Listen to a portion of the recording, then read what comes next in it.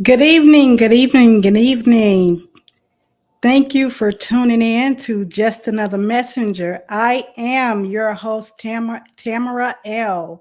Now, I am very excited about tonight. This is our third installation of Just Another Messenger, where we dive deep into thought-provoking conversations of history, language, culture, current events, personal growth, and everything in between. Now, each episode going to bring you a fresh perspective of life's complexities with engaging discussions that challenges the status quo and inspire meaningful dialogue. Now, whether we're going to explore social trends, tracking mental health topics, or sharing inspiring stories with everyday people, just Another Messenger is here to spark conversations that matter. Now, join us for insightful chats that go beyond the surface. We're going to dive deep tonight. We have a wonderful guest here before I bring him on. Now, we're going to offer a blend of information that's going to be very inspiring, helpful, historical, and a little bit of humor along the way. So subscribe now to Just Another Messenger and be a part of the conversation. You don't want to miss this. Now, as a disclaimer, the views, opinions, and thoughts are the protective expression of Tamara L. for storytelling purpose and does not provide statutory counseling of any United States color of law jurisdictional proceeding. Now, I'm going to go ahead and bring our brother into the studio. I am so delighted to have him here this evening. Let me see. We're going to go ahead and add him to the stage. Good evening. Peace and light. Let me take these off my eyes. There you go. Peace and light. How you feeling? I am wonderful. I am so excited about tonight. Absolutely. Now, I started this journey. I came back. Some know me from years ago, was starting a civic organization up in Wilmington, Delaware, and some are new to my presence. So I've been offline for like 2.5 years. Actually, the last time that we met, where you invited me to the conference where I spoke at the conference back in January 2022. Oh, in Jersey. Yeah, in Jersey. Yeah. That was phenomenal. That was great. Appreciate it. That was actually my second time hosting one of those. I did the first one down in Norfolk, Virginia the year prior. So thank you for joining us on that one in Jersey, though. Looking to do it again at some point next year. I know. Look, I'm back home in Atlanta. Oh, you in the A? I came back home. I came back home in May. June of 2022. So it's been a lot of things going on in my life personally, get some things together, helping out with family member, health-wise, my parents, and just getting all that stabilized. So yes, I've been back home since June of 2022. So I kind of stepped offline for a while. And a lot of people kept, when you get back on, I was like, oh no, there's so many different podcasts out there. And I took a year just to evaluate what's being discussed, and I was like, nothing. Hardly anything. It's like only a small handful that is providing information. I'm gonna partially introduce you. I know you as Jacoby Ponder, Minister of Information, as seen on Crom TV. Give our listening audience some more information about you. Oh, for sure. So it's me, MOI, Minister of Information. I've been rocking with Crom for a long time. The people may or may not know, Crom used to be my student a long time ago. And the brother has been doing great work over the years, and we just kind of stay connected and always do joint ventures together. But I have my own YouTube channel, Minister of Information. I'm on TikTok, jumping like Jordan over there at the Misinformation, also on TikTok. So just, I'm here, man. I've been through various schools of thought. THOUGHTNTHOT schools of Tahuti. Yes. Been through several schools. So anywhere from the Masonic Order, active member of the Masonic Order, both Scottish Rite and Prince Hall, 32nd, 40th degree, 90th degree. Above freezing. The ancient Hermetic, which is crazy because an actual square is 90 degrees. Yes. So that Morris Science Temple, my founder member of Morris Science Temple number 14 out of Virginia Beach. I've sat in the Masjid. I've sat with Hebrew Israelites. I kind of went through all the schools of thought as I mentioned, and collectively just kind of do my own research over the past 13 to 15 years. I've been really dove in this information. So glad to be here to impart some things on you guys. I know the information is just amazing. When I got back on here, I just really wasn't, I was trying to figure out which direction to go, right? I was Okay. like, one of the things that was really disheartening is to see and hear the lack of information coming across the spectrum, Yeah. in a way of truth, of enlightenment. Yeah. It was more so, I'll say it was a dumbing down of America that I was seeing. Yeah. And that became like very disheartening to see a lot of that going on. And I was like, man, and I remember sitting at the table and I was discussing it with my mom. And I was like, I just don't know what to do. And she was like, teaching is your gift. And that's what, that's what you're here for. And she was like, you're just another messenger. And I was like, got the name. Come on now. Come on now. Mama knows what you're talking about. Yes, right, exactly. And one of the things I ponder over the question is, why is history so important? I know you hear a lot of talk about current events and what people have going on in their life personally, as far as people of a higher celebrity, they call them a celebrity status. I don't adhere to any of that, but they're just more so in public view. And that's just not my lane. You know what I'm saying? I know just yesterday, there was a vote of confidence that took place where the people in this society has spoken. They chose to elect or select, Donald Trump as the 47th United States gatekeeper for the colonial jurisdiction. We got to put it in you better talk that talk. We got to put it in the context what it is, You got to understand the context here. And that's one of the things that's very important, because a lot of times the truth is like hidden in plain sight. It's right there in your face.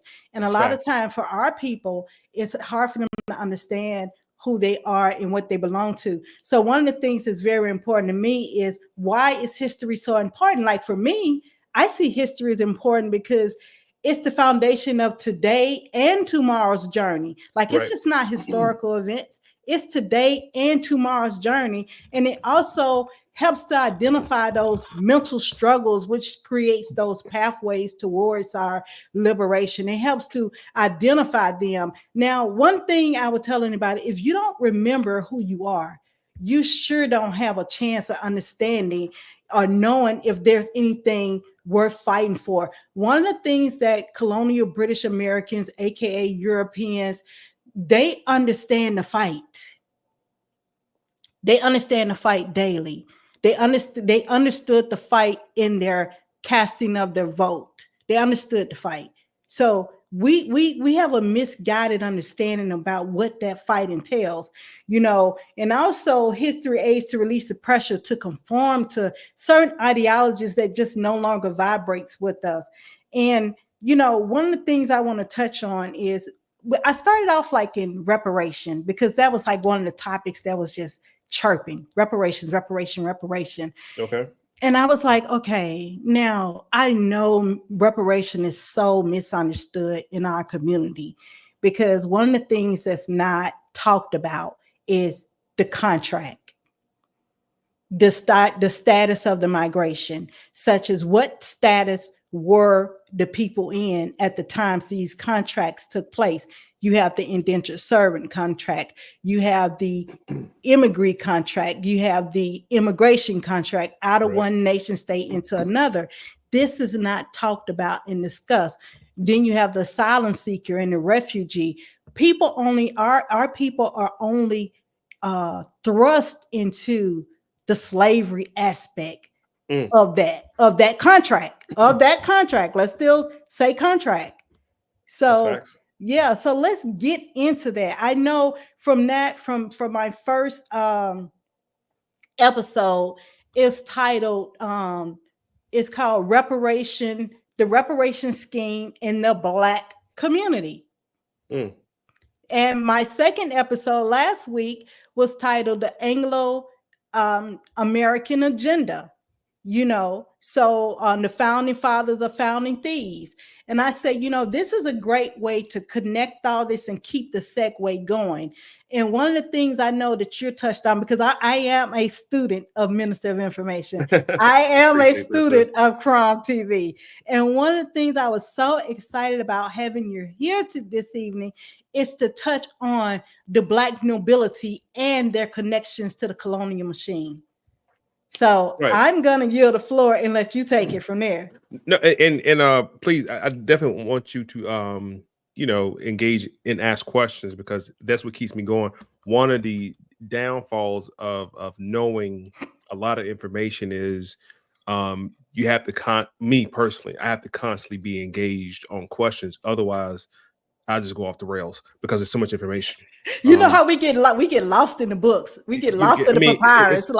It's a ton of information. And before I proceed, we do a thing over on the network where we shout out the and what I was doing, I was text blasting everybody over on Crom TV and my network to come join us with the link, whatever the case is. So I see High Priest is in there. There's another dope gentleman I brought on my platform with Crom TV. He's on every Sunday, and his cohort, his counterpart, is on every Friday for Soul Sister Friday. Oh wow! And I would love to invite you on there to join her for a session. She's a high priestess, and he's a high priest.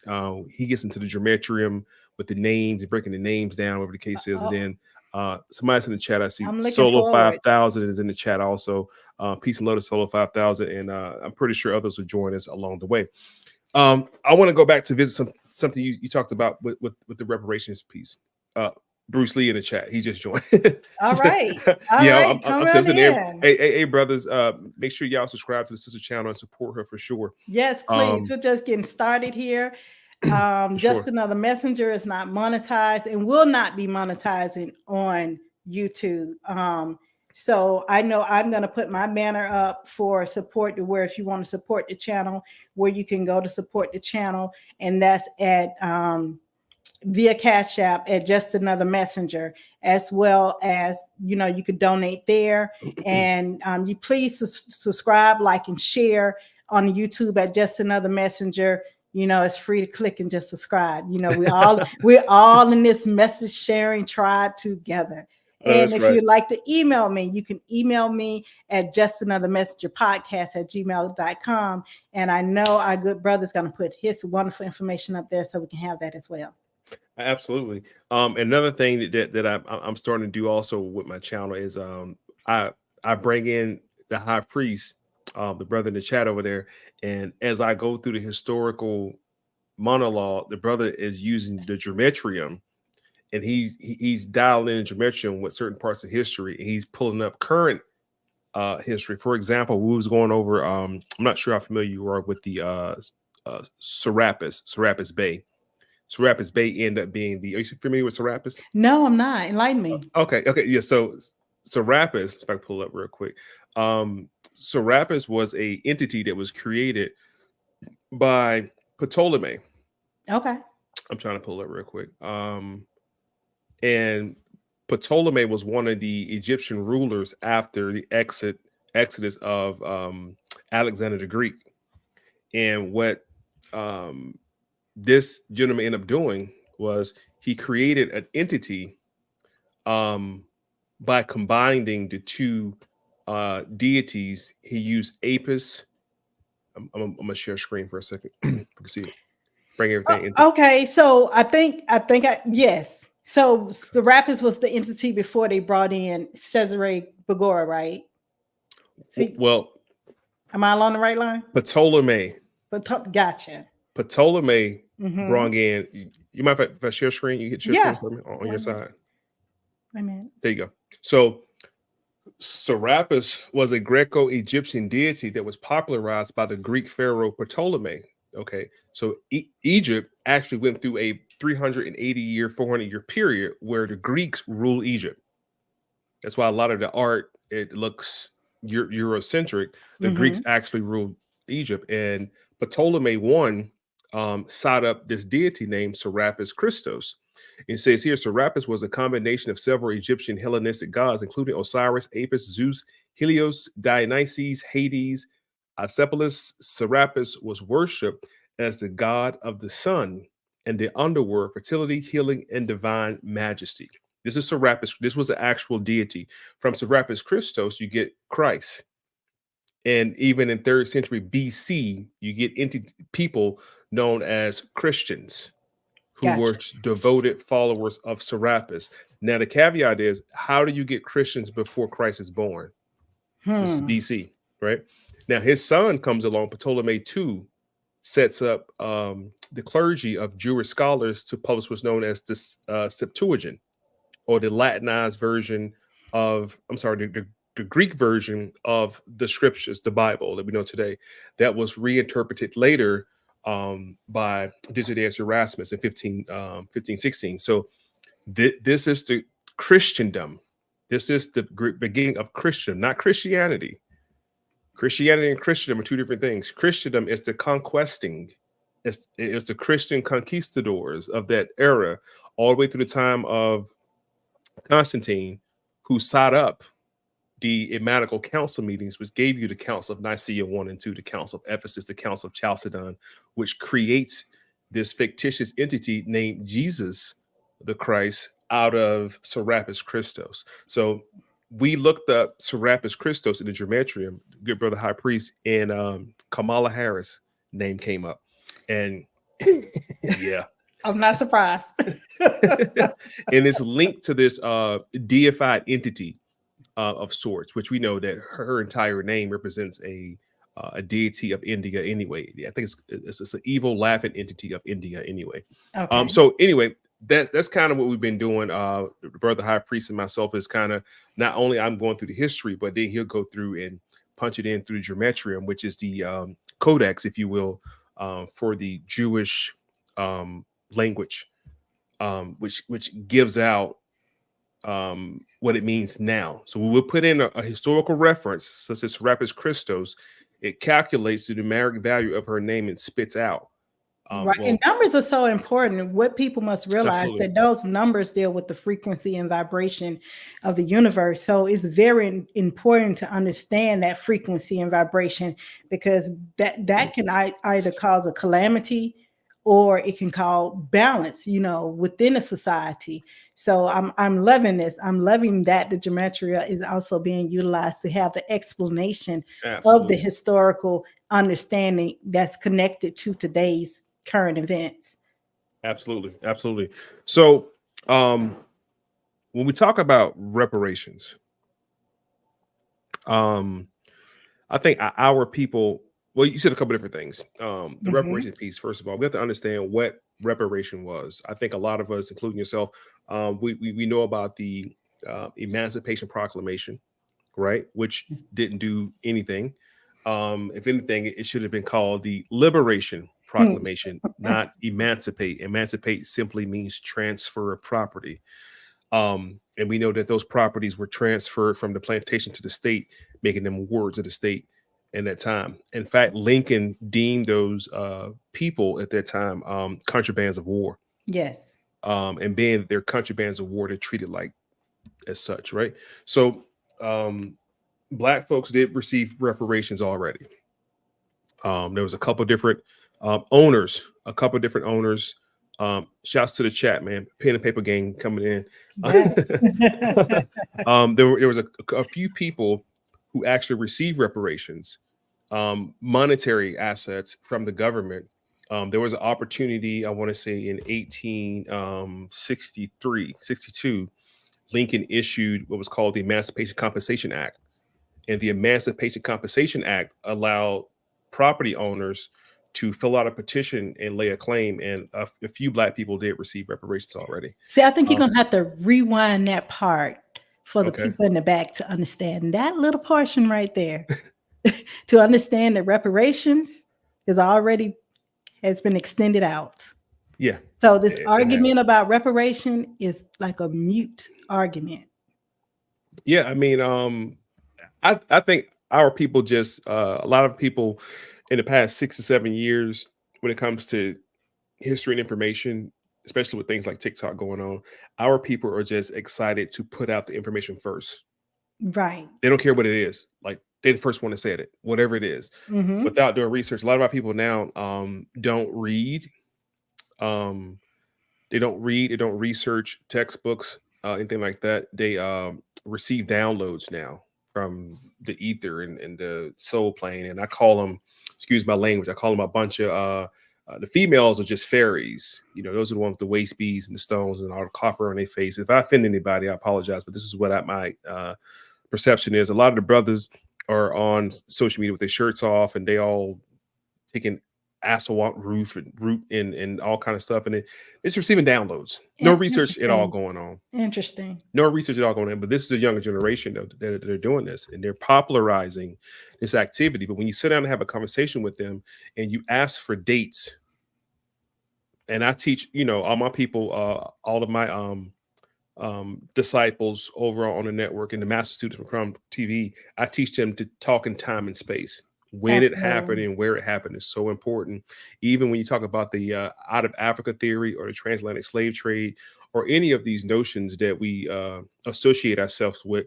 And this is Africans in America history, not African American history. This is Africans in America. And I can show you who those Africans are who came to America. People like Sojourner Truth, who's an African. Harriet Tubman, who's also an African, and the first Black slave owner, Anthony Johnson, who's also an African from Angola. These are not our people. They came from Africa over here. And that's the Africans in American history. Our history is a little bit different from their history. But because we don't know a lot of this stuff, we are prone to make remarks such as, you know, the Europeans came over here and did the colony. And I'm asking you a question. Who came over here? Yeah, absolutely. When did they come over here? Right. And when you start asking those tough questions, everything gets quiet. Right. The foundation of the information is skewed because, you know, there's always conversations about the last usurper, but there's never conversations regarding the usurpers before that, such as French, such as Dutch, such as Spain, such as Portuguese. Those conversations regarding those usurpers and how they made their way to the Americas. We're talking about a body of land, including the adjoining islands. Those conversations are lost in context because everyone only want to focus on the last usurper, which is the British, you know, which a lot of times what I've learned in my studies, and it's not through a download, because if it was through a download, upload, inload, outload, you know, you would create a fallacy and an argument that would keep you spinning, you know. So what I've learned in my studies is you have to be able to, as you stated, show the progression of how everything occurred and how were these colonizers able to get into certain positions when there were already nations, life form, cultural folklores, and things that were going on. And one of the things I want to bring to the stage, I want to point out, this is one of the things that I pointed out in the first 2 episodes. This is like the basis of most civilizations are built off of. The apex would always be like the God principle of that society, civilization. It's going to focus on either being Christianity as the head, which is Christian-owned, Judaism, Islam, Mohammedanism faith, you know, which that is derived from another faith, Buddhism, Confucian. So at the apex, the top, the pinnacle of most civilizations is their God principle in how, you know, they establish the moral conduct of behavior in that society. Now, law is very important. The law is going to be positive law or negative law. I explained the aspect between positive law, which is jurisprudence. Negative laws is statutory law, statute, codes, and ordinance. And that also deals with amity law, laws of the seas, and laws of the land. Now, language, you're either going to deal with etymology or semantics, which is connotation. And another basis of civilization is the people. We talked about autochthonous, coming from the soil, indigenous, native. It's not the same category. Immigrant, out and in, refugee and asylum seekers. This is very important when you're talking about the different layers in which how a civilization operates in the basis of that. And that's what we're still on till this day. We're still in that framework today. So you want to go ahead and pull up the information? No. I want to deal with this for a Okay. second. All right. I see at the apex you have Christianity, Islam, Buddhism, Confucianism, and Judaism. And it's probably missing a couple. No, you're absolutely fine. You're absolutely fine. The jurisprudence, negative law, positive law, etymon, semantics. I would also add phonetics. Also, when people make the comment, "Oh, you speaking? There's just semantics." I say, no, this is phonetics. This is the Phoenicians, not the Sumerians. Different situation. That's what the hooked on phonics. The phonetic sound is how the ancient forefathers and mothers actually spoke. The semantics is something that came a little bit later. Absolutely. And that deals with the vibrations, how the mouth work, how the word sounds come out, either the ablaut or the umlaut, in the morphing of the word from either nasal, guttural sounds and things of that nature. And as I said, the language follows the colonizer. So a lot of people think when you say colonizer, they're going to immediately think, we're talking about YT people. No. That's okay. That's what I want to ask you. So, from your perspective, when we say colonizers, who are we talking about? I just want to see where you at with it. When we're talking about colonizers, we're talking about contracting parties who have decided to have a conquest, which means a war to overthrow. It can be either now we talk about the British, it could be monarchs, which are people that look like ourselves. It could have been Moors. It could have been Moors now under the Spaniard jurisdiction. It could be African Moors. It could be, oh my God, Portuguese Moors. Now, so when I'm saying colonizers, I'm looking at the framework of colonizers, the colonization. That's why we wanted to touch on the black nobility and the colonial machine, because it's not just dealing with YT people. And I wanted that to be the emphasis in bringing that home. Okay, we could deal with that. Anything I talk about tonight, I'm not mentioning no YT people. These are all black. I'm using the word black in the colloquial sense. So all scholars in the chat and whoever would see this in the future, just know I'm talking about black in the colloquial sense for the conversation piece. We know that according to science, black means death, right? My question is, which science? Which science? Political and social science. Those are the two sciences. Black means death. So we talk about these individuals, and you mentioned the word colonization. We're talking about what's known as the penal colonies. Yes. Okay. The penal colonies are set up. I can give you three kings. That's King James, King Charles, and King George. Those were swarthy men of color who did that. Yes. In fact, many of the first colonists in North America were Sephardic Jews and Muslim Moor ancestry. The colonies were already set up when the YT people got here. When those YT British, the pilgrimage on the Mayflower, when they got here, the colonies was already set up by Moorish ancestry of the Sephardic Jews and the Muslim ancestry since 1492, when they got expelled from Spain. Absolutely. Okay. When they got expelled from Spain, they came over here. Now, the second wave of those individuals came over to the Americas. And remember now, we're talking about the Americas, talking about North, Central, and South America. So we have to be very specific when we say coming to the Americas. Which one? Which one? Yes. Which America, right? And in what year, right? As in history, as early as 1526, the first colony by the Spanish. Now, you have to watch for the what's known as what a brother on YouTube, forget his name every time. He always say you got to dodge the hijack, which I love saying it because it's true. You got to dodge the hijack. When I say Africans, I'm talking about North African Moors. Yes. When I say Moors, I'm talking about Iberian Peninsula Spaniards. When I talk about Iberian Peninsula Spaniards, I'm talking about the Iberian Peninsula Portuguese. I'm talking about the Sephardic Jews. Okay, that's just the island of what we today call Spain. North of the island of Spain, we're talking about Scotland, Queen Scotia, Black people. Yes. And out of her lineage, you get King James, the King of Scotland, the sixth King of Scotland, first King of England. And from James' progenitor, you goes always down to Charles II. That James was his granddaddy. So don't throw your Bibles away too quick. Tell people about hold on to them. It's law. Keep your Bibles. I'm gonna teach you how to condemn the Europeans with it. Absolutely. Return Christianity and the church back to the Europeans. They created it for their salvation. Yes. But we can talk that talk. I love it.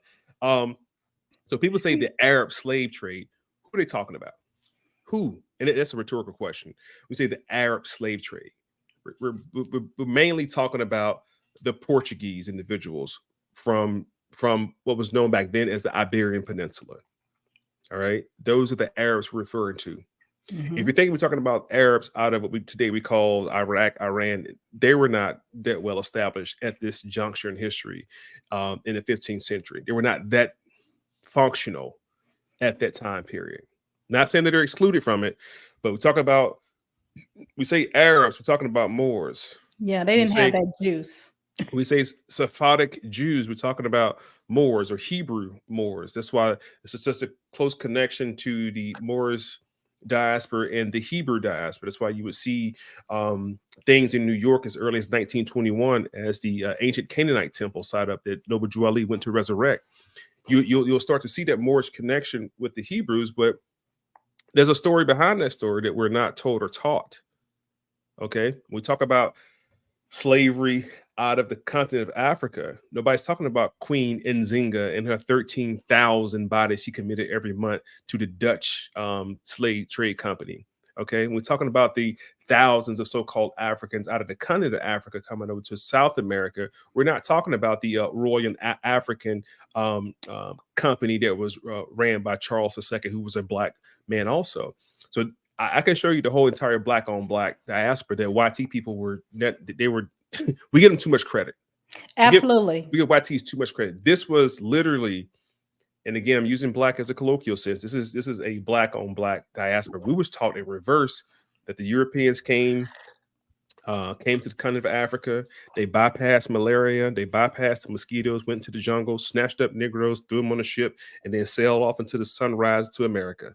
And had them picking tobacco, picking cotton, so on and so forth. They don't even tell you about the 100 or so Black slave owners in America during the time of slavery. They don't even tell you about the entire Black Senate of South Carolina. Okay, the entire Black Senate of North Carolina in 1867. They don't tell you about Hiram Revels. Not only was the first senator of Mississippi in 1867, but he was also the first Black president of the Confederacy. That's right. Hidden knowledge. That's right. We learn about Tulsa, Oklahoma, but we don't learn about Weeksville, which is now Bedford-Stuyvesant, New York, which was one of the first Black communities. We don't learn about Monk's Mound, which was established by Mr. Montgomery, which was the founder of that community. So there's just so much left out and left to interpretation to where we have to, again, be careful of a lot of this language and how it's being portrayed. I started this journey maybe 4 weeks ago, and it actually made me disgusted. Okay. For a couple of different reasons and I kept asking myself, why would they teach us like these YT people? We just celebrated Columbus Day a week or two ago, right? Yes. Why didn't they tell us that those were Black Moors who owned the ships? The Nina, the Pinta, and the Santa Maria were owned by Black Moors. Why didn't they tell us this? Why didn't they tell us that over half of the Mexican culture comes from Moorish ancestry? Why didn't they tell us that there was Moors in the colonies prior to the 1600s?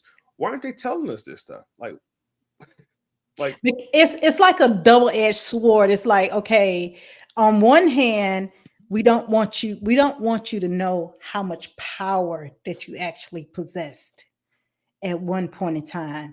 So we have to appear to be the power brokers of history past, and we'll take the brunt and the L's because we're not going to repent for it because we really didn't do it. That's why we're not repenting for something that we didn't do. But we can't let you guys really know how much power that you possessed throughout this entire just globe, earth plane, period. You got some people that look like us who were participating, is my point. Like, we have people look like us that were participating to keep the information suppressed. People who look like us who were suppressing the knowledge all the way around. Like, you know, we're being fed that during the 1800s, Negroes weren't allowed to read. They couldn't read. It was illegal for them to read. They couldn't read or write. But at the same time, in 1852, you have a whole university now it's called Hampton University. Back then, it was called the Indian Institute of Hampton, of Negroes getting educated right aside their Native American counterparts. During the supposed laws against anti-literacy laws, what they were called. During the time of anti-literacy laws, you had Negroes going to college and owning property. People like Hiram Revels who were never slaves. They don't tell us about that. There's a whole diaspora of us who never participated in slavery at all. Exactly. If you get in the time machine and go back and ask them, like, what's slavery? What are we talking about? And we trying to explain to them, oh, they're going because we didn't know about slavery until 1977. They showed us Roots, Alex Haley's Roots, and Alex Haley's other movie called Queen. We didn't know. It was our first time as a people seeing it. The television only had been out for less than 60 years in color. Okay, it was the first time we ever seen the stories that were murmured about. My brain just did not allow me to accept that. For some, my brain was like, no. I think I have like a old Negro spirit up in me, and and as soon as something stupid come across my pathway, I'd be like, don't take that in. Don't take that in. Don't. Then it'd be like, yes, take that. So it's already known. Right. I just was, for the life of me, I just could not accept that out of Africa theory. I could not accept the roots information. I was like, no. And I remember when I obtained my master's degree, I was like, this is not it. There's something missing here. There's something. I kept saying, I need this Christ degree. I didn't know what I was saying. I knew what I was saying internally from an ancestral cellular connection. I knew what I was saying internally, but I know there was work that must be done to get to that Christ consciousness, which is the illumination that comes from within. It's like an internal baptism that moves everything that has been indoctrinated in you. It pushes it out and it lights that fire to be illuminated into new information that's connected to harmony and truth and balance. And I knew that was something that I was seeking. And it started like in 2011. I remember when I got that master's degree, I was like, this ain't it. No. This is not it. No. In fact, hit the share screen for a second. I'm going to show you a couple of people that you should be aware of. This is Melvin J Herovic. Melvin J Herovic is the father of African American study. This is Melvin J Herovic. A lot of people who follow me already know who this is. Melvin Jean Herovic was the American anthropologist who helped to first establish African American diaspora. The entire ideology of out of Africa theory was birthed by this gentleman right here, and not only him, other individuals such as France Boas. France Boas is another person you have to be kind of, but what you have to look at the common thread is they were all out of Germany, which if you follow the breadcrumbs from Germany, it'll take you back to another individual. What's his name? Education. What was his name? Hold, give me a second. Education founder. Is that Frederick T. Gates? No. Okay. No. So before that. Let's talk about the Board of Education for a second. The Board of Education, also known as a school board or a committee, is a governing body that sets up educational policy standards for school districts and other education institutions. This idea of what we call a school board and Board of Education, This comes out of a place that's known as Prussia. Today we call it Russia. What was his name, man? Chat. I'm called to the chat. Chat, help me out. What was his name? Geez, man. I got so many names in my head right now. But anyway, this guy was the I got it. Horace Mann. Here you go, right here. Boom. Okay. Ancestors. Thank you, ancestors. They were talking to me. Horace Mann is the reason you even have a former education system in the first place. He's the father of American education, and Horace Mann got the system from Russia. I'm sorry, from Germany. From Germany. Horace Mann was an American educator, former reformer, slave abolitionist, and Whig politician, known for his commitment to promoting public education. He thus also known as the father of American education. In 1848, after Public Service Secretary at Massachusetts of State Board, Mann was elected United States House Representative. From 1852 to his death, 59, he served as the Antioch College. This is the reason you have public education in America. And of course, later going in the line, people like John D. Rockefeller contributes large sums of money to this situation also. And Rockefeller views was I don't want a nation of thinkers. I want a nation of workers. And that was the whole point of the American education system in the first place, was to create a working class group of individuals, not thinkers. Yes. Which, if you look at the time period, look at the time period. This is the mid 1800s, right? This is around the time you get your first, we call HBCUs now, but you get your first HBCUs put into place, and along what was called Indian assimilation, the Indian Institute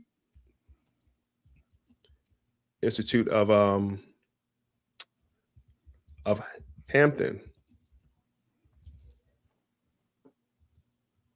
See, it's 1877 and 23. This is during the time that Negroes weren't allowed to read or write, or they'd be punished for doing that. 1877 to 1923. The Indian Institute at Hampton, also known as American Indian Education Program at Hampton University, was a program to educate Native Americans at Hampton Institute in Hampton, Virginia. At the same time, you have these black orphanage asylums who were reprogramming our people, and at an age of, I think, 14 and 15, they would ship them off to the Hampton Institute, and they would learn either agriculture or a mechanic trade. And this would we get the terminology from Texas A&M. That means agriculture and mechanics. All HBCUs started what's called land grant colleges. And nobody was going to Princeton, nobody was going to Harvard, nobody was going to Yale to be smart. But out of those Negroes who were going to these, what would become known as HBCUs, the top 10% of those individuals were being plucked from institutions by people like W.E.B. Du Bois, who wanted the top 10% elite Negroes from the institution to go on and found other assimilations. What was called the Negro Project that we sometimes see with, what's her name? Margaret Singer. Yes. Now, if you would, could you, Yeah. I know some people say, well, he said Indian. It started off as Indian school. I think a lot of people get Indian confused with Black, confused with African American, confused with color. So define that for our listening audience. Going into 2025, I'm explaining to you, but going to 2025, we're not dealing with none of those what's called misnomers. Not even misnomers. They're known as let me look it up for you, show you real quick. I like to show people stuff. They're known as exonyms. Oh, yes. An exonym is something that is given to a group of people by another group of people. I'm not dealing with exonyms, endonyms and exonyms, right? The argument will stay on an argument for 20 minutes talking about exonyms, Black, Native American, like, look, y'all, listen. And that shit is a distraction. Anytime I'm in conversation with anybody and they start talking like that, they're agents, because they don't want the truth to get out. They're gonna block by any means necessary. You know what the fuck I'm talking about. Excuse my language. Yes. You know what I'm talking about. Yes, yes. That's why I definitely wanted that to Just be for clear up. clarity, that's why I Yes. said in the beginning, we're going to use the colloquial meaning. If you know what the word colloquial means, that means for common usage of conversation. We're going to keep the conversation down here so nobody's confused. Absolutely. So if you hear me refer to Africans, I'm talking about Moors. Talking about Moors, I'm talking about swarthy. If I say swarthy, I'm talking about Tudor. Talking about Tudor, I'm talking about Stuarts.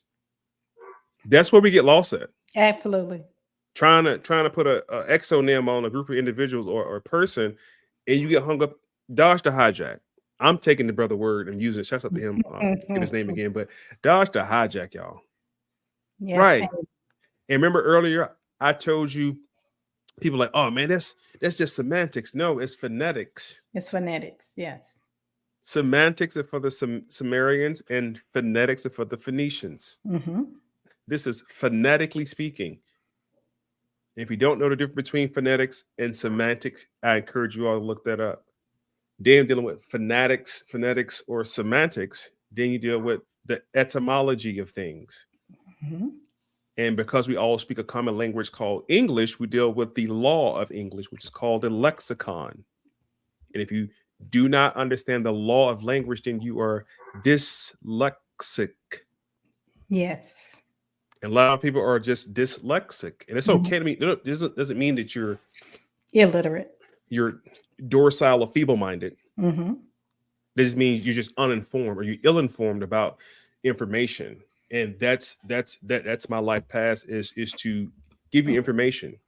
Now, language unlocked so much for me. Absolutely. When I went to, and this shout out to Brother Abdullah El Talib Mosley Bay.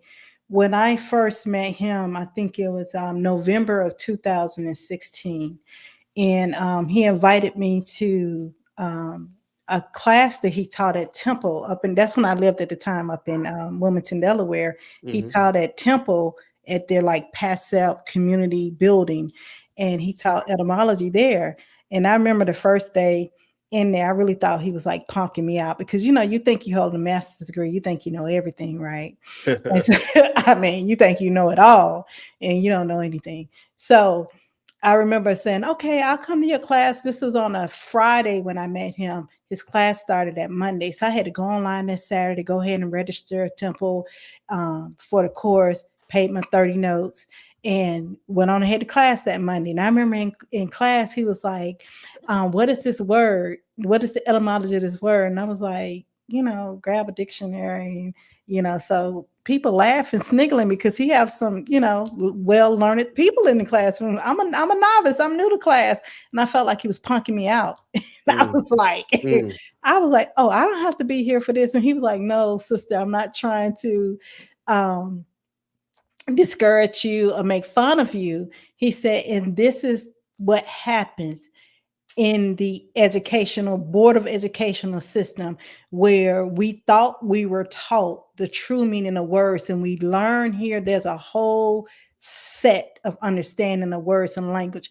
And when I start learning about etymology and learning the true science and true meaning of words, that's when they help me to read and unlock old ancient texts and be able to properly understand it in this context of reading, because you can't take old context and apply the modern definition of that word. So you will be so far off basis to it's not even funny. So I'll tell anybody, get into the roots, learn etymology. It's very important if you want to continue your journey of enlightenment.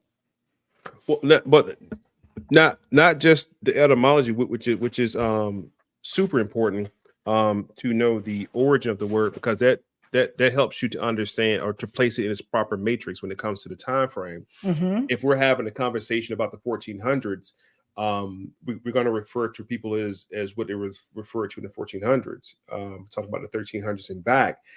We have to unfortunately drop the letter J, drop the term black, and go into what they were calling that time frame, and that gets you a deeper meaning or a better search, which leads us into the topic at hand, dealing with Black nobility.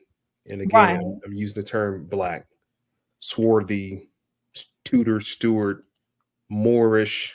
Okay, So whatever around makes you all feel 1400, better. you would say like 1400s, that'll be like the time period. I have that. I showed that information. Also, the language, the scale of how language, morphs into the different areas. So 14, that would be like Old English, right? Because modern English started like 1500. So 1400, they dealt more so with Old English and Latin. Arabic, they was trying to call it a dead language, We but have to be careful with the hijack. yeah, Understand that right. Latin was called Ladino. Yes. Ladino, okay, which gives you Show Moorish that. Latin. Show that, please. Show Absolutely. that so people can understand the difference between a D and a T when you're looking at the variation of the words. The Ladino language. Okay, I'm sharing my screen. Yes. And again, since we're talking about the 1400s, we're going to talk about the power structure of what was known as the Iberian Peninsula. Okay. Okay. There are multiple matches for Ladino, including the language and term for people in Central America, which we commonly refer to as Latino. The D and the T are interchangeable. I think me and Brother Crom pointed out on one of our lives when dealing with people like Medea. Medea in her comedy, Tyler Perry comedy sketch, oftentimes replaces the D and the T Mm-hmm. a lot because they're interchangeable. The Ladino is a Romance language spoken by Sephardic Jews and Sepharadism. When we use the word Sephardic Jews, okay, or the word Sephardic, the word Sephardic simply means Iberian. Iberian, okay? Those from Iberian, right? And when they, well, we'll get to it in a second. The Sephardic Jews of Sephardim, who originated in the Iberian Peninsula, it is also known as Judo-Spanish or Judaismo. Ladino is based on the Spanish and other Iberian languages, but also incorporates elements from the language of the Mediterranean world, such as Turkish, Greek, Italian, French, and Arabic. Keep that in mind because I can also, I'm showing in a second how a brother by the name of Esteban de Dorente, who was also a Moorish black conquistador who traveled with Cortez over to the Americas, he communicated with the Native Americans over here as he traveled from, I think, the shipwreck somewhere in New Orleans. He walked from New Orleans all the way to New Mexico, where he was unfortunately unalive, but he was able to speak 6 different languages because the common thread of the language was part Ladino and part Hebrew, and that's what the Native Americans knew. That's how you can draw yourself back to them as well as being, I'm saying Native American, I mean American Indians. Let me correct myself. Lord have mercy. The Yes. American Indians, Yes. the indigenous aborigine, and whatever title you need to know what I'm talking about. I'm not talking about the ones who came on the Bering Straits under Ho Shan, not those individuals. Ladino is based in Spanish and Iberian language, but also incorporates elements from the languages of the Mediterranean world, such as Turkish, Greek, Italian, French, and Arabic. Just like with English, English is comprised of 5 different languages. Also, Yes. English was called a trade language, a common language spoken upon the seas and ports people can communicate. Ladino is spoken by a small number of native speakers, usually of the advanced age, scattered around the world. Efforts are being made to keep the language alive, including courses at American universities, a Ladino academy in Israel, an online forum, and a monthly Ladino language newspaper in Turkey. The term Ladino is also a term for people of Central America who are mixed of Meso Mexicans or Hispanicized people. We're talking about Moors Yes. right here, okay? The word Ladino, Spanish, means Latin. Ladinos were characterized by their use of Spanish language and their preference for Western dress. In the 21st century, most Latinos lived in cities, but some who remain in rural areas practice subsistence agriculture. Now, I can also, which I will put up here in a second, right? Ladino preserves many words and grammatical usage that have been lost, in modern Spanish. It is also more conservative sound system. For example, F and G sounds still occur where modern Spanish has a H, as in Ladino, fajo or fabla versus Spanish, hayo, habla. It's just showing you the difference. And right here, Ladino, Sephardic, Jewish, Hebrew. Hebrews is laced in there also. The Hebrew language is in there also, which gives you variations of what we call Mexican today or Spanish today in Mexico. There is a Moorish connection in Mexico, huge Moorish connection in Mexico, but of course they're going to call them Spaniards from the Spanish Empire. So, but just to show you how the language also should be studied. Not saying you have to go learn a language. I know I wanted to know more about Arabic. So I think the first thing I taught myself was the Surah Fatima, the Surah Fatima. Bismillah ar-Rahman ar-Rahim, alhamdulillah. I wanted to learn exactly what that meant first. And I sat there and I studied and I studied and I studied. Bismillah, what does that mean? Ar-Rahman ar-Rahim. And I just took the language. And once I was able to learn and recite it and understand what it means, it unlocked a whole other meaning of the Arabic language for me. Same thing with Spanish. So as something I say, once you learn the language, they can't lie to you no more. Absolutely. Once you learn the language, can't nobody lie to you ever again. Absolutely. Absolutely. You'll be looking at them like, go try somebody else with that. Now let's go here. Then we'll jump over to Europe from here. Give me a second to type this in. Esteban. Messing up. Esteban. And I'm going to show you who Esteban is here in a second. Know how to translate because he was an interpreter for the Spaniards, even though he was a Spaniard himself. He was an interpreter. Here we go. Little is known about his name is Esteban background, but contemporary accounts describe him as a Negro or an Arab-speaking black man. First of all, I read what I got over here on my other page because it ain't coming up here. But it says Esteban, known as Esteban, was a translator for the American indigenous people because he had spent several years wandering through America Southwest after surviving a shipwreck, during which the time he learned and adopted. Where we at? Learned and adopted the language and culture of various Native American tribes, becoming a skilled interpreter through prolonged exposure and interaction with them. Essentially, he learned their language through immersing while living among them. Now, more to that point, there was a common thread of how the Native Americans, American Indians spoke, and the Hebrew. Remember that Hebrew language is going to be the connecting factor throughout history of how these Moorish Spaniards interacted with the so-called Native Americans here in America. You know, I think one of the things that really just grinds my gear when I hear someone say, "Oh, we didn't know how to read," and I'm like, "Yeah, that's not true." Yeah, I don't think that's true. Now, yeah, that's not true at all. how is it that a people that's first in time, not that created the alphabets, created language, not know how to read? Not, So that just grinds my gear when I hear someone say that. That is another lie that's been embedded into that slavery story.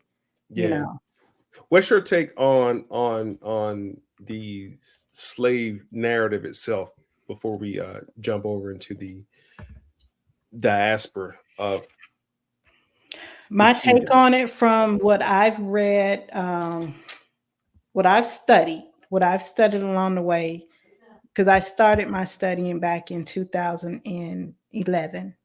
So what I've learned that all of our skin folks are not our kin folks. Also, there is a contract involved here.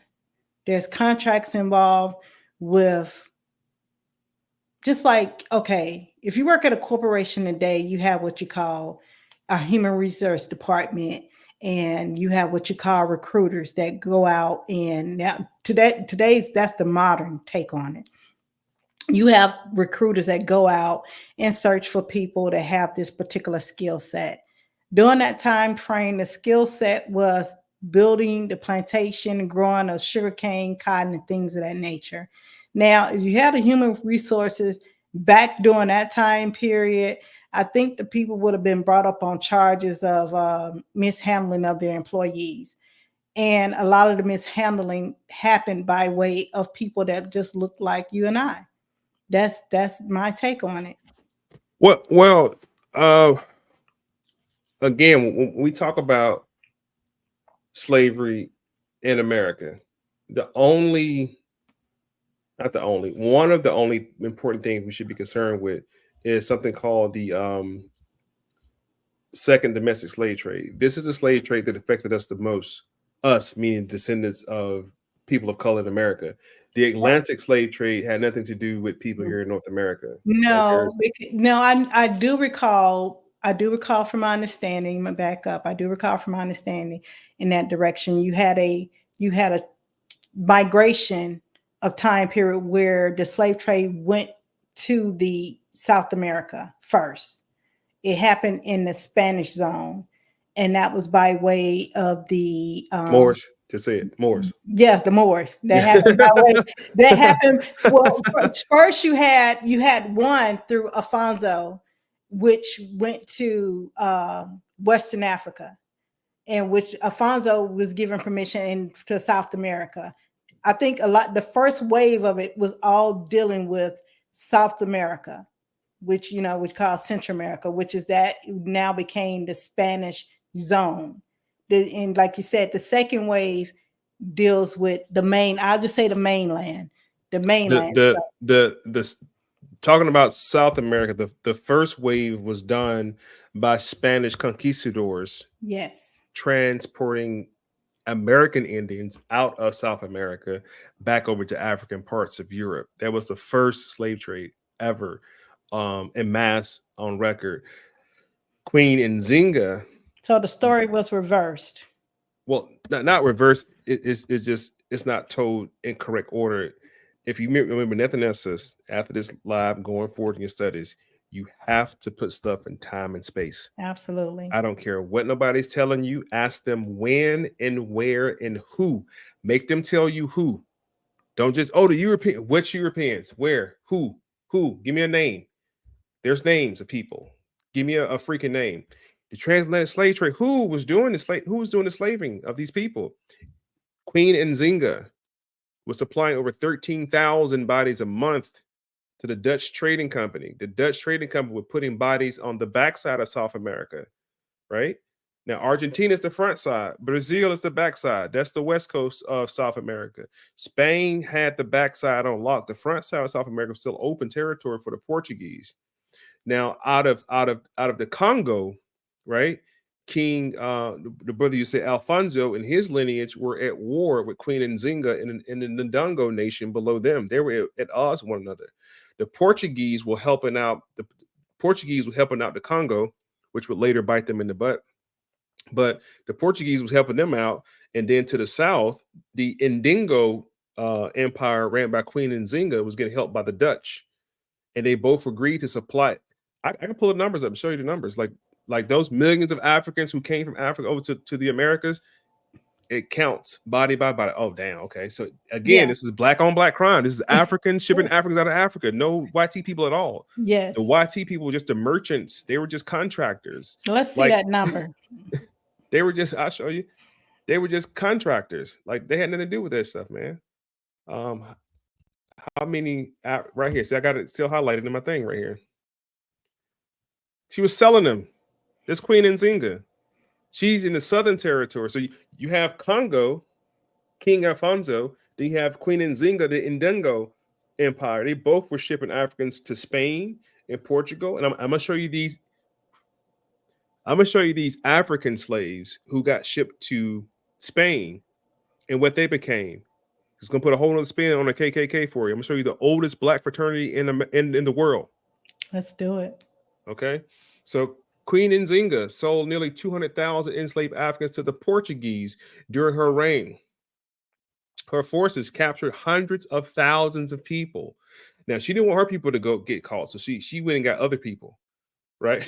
Nzinga was the monarch of the Mbundu people and known for her efforts to protect her people from the slave trade. She fought against the Portuguese. Now, above it says she sold people to the Portuguese. Now she's against the Portuguese. They'll get into what happened. She fought against the Portuguese in their expanding slave trade in Central Africa. She also established her kingdom as a safe haven for runaway slaves. So they try to paint her as this whatever, but she was doing dirt. Nzinga established a lucrative slave trade with the Dutch. So you saw the Portuguese slavers she was dealing with, right? To the Portuguese, 200,000 to Portuguese, and she also gave 13,000 per year to the Dutch slavers. That's just her. She was making good compensation. Now, and she ended up being baptized and Christianized also. I bet she did. To appease the spreading of Christendom. I told you Christendom was the conquesting of Christianity, not the religion itself, just the conquesting of it. King, what was his name again? Right here, see? King Alfonso. He was also doing the same thing, shipping Africans out of Africa to the Portuguese, because the Portuguese had to populate the front side of South America. The back side of South America is already populated by the Spaniards or the Moors or the black conquistadors who were shipping out American Indians. I'm going to show you the American Indian number here in a second as well. This is Alfonso. He's the 6th ruler of the Kingdom of Congo. Remember, he was at odds. He was at odds with the southern region, which was Queen Nzinga. They were at odds. They didn't get along at all, actually. The Portuguese were helping them out. It's basically how they did the American Indians. They came in and tried to, well, they did infiltrate. They infiltrated both tribal kingdoms and turned one against the other. And he was receiving guns and ammunition for shipping out his people. So he almost overpowered the lower kingdom of Ndungo, which is Queen Nzinga, but the Dutch were giving her weapons as well, because the Dutch wanted to keep those fresh bodies coming as well. He was born into the ruling class, the King of Congo, right? This is important. I see it somewhere. Right here. He was Christianized as Joa, King John. The word Joa, watch this, Joa the first is King John. King John.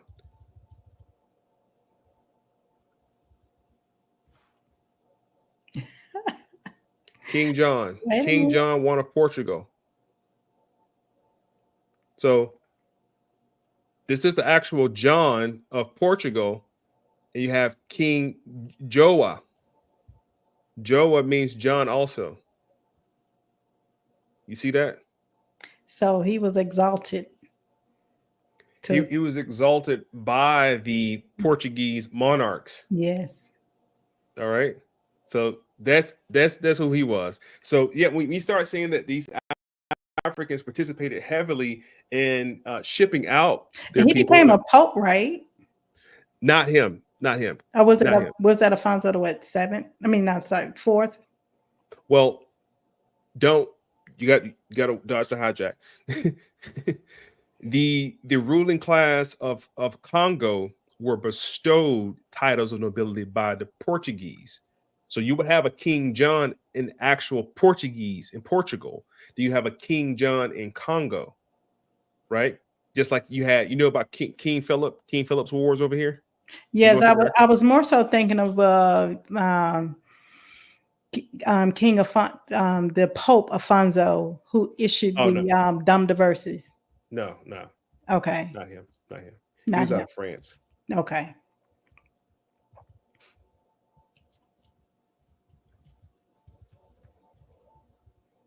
Before, Pope Sixtus that issued the Doctrine of Discovery. So I was thinking more so along that line.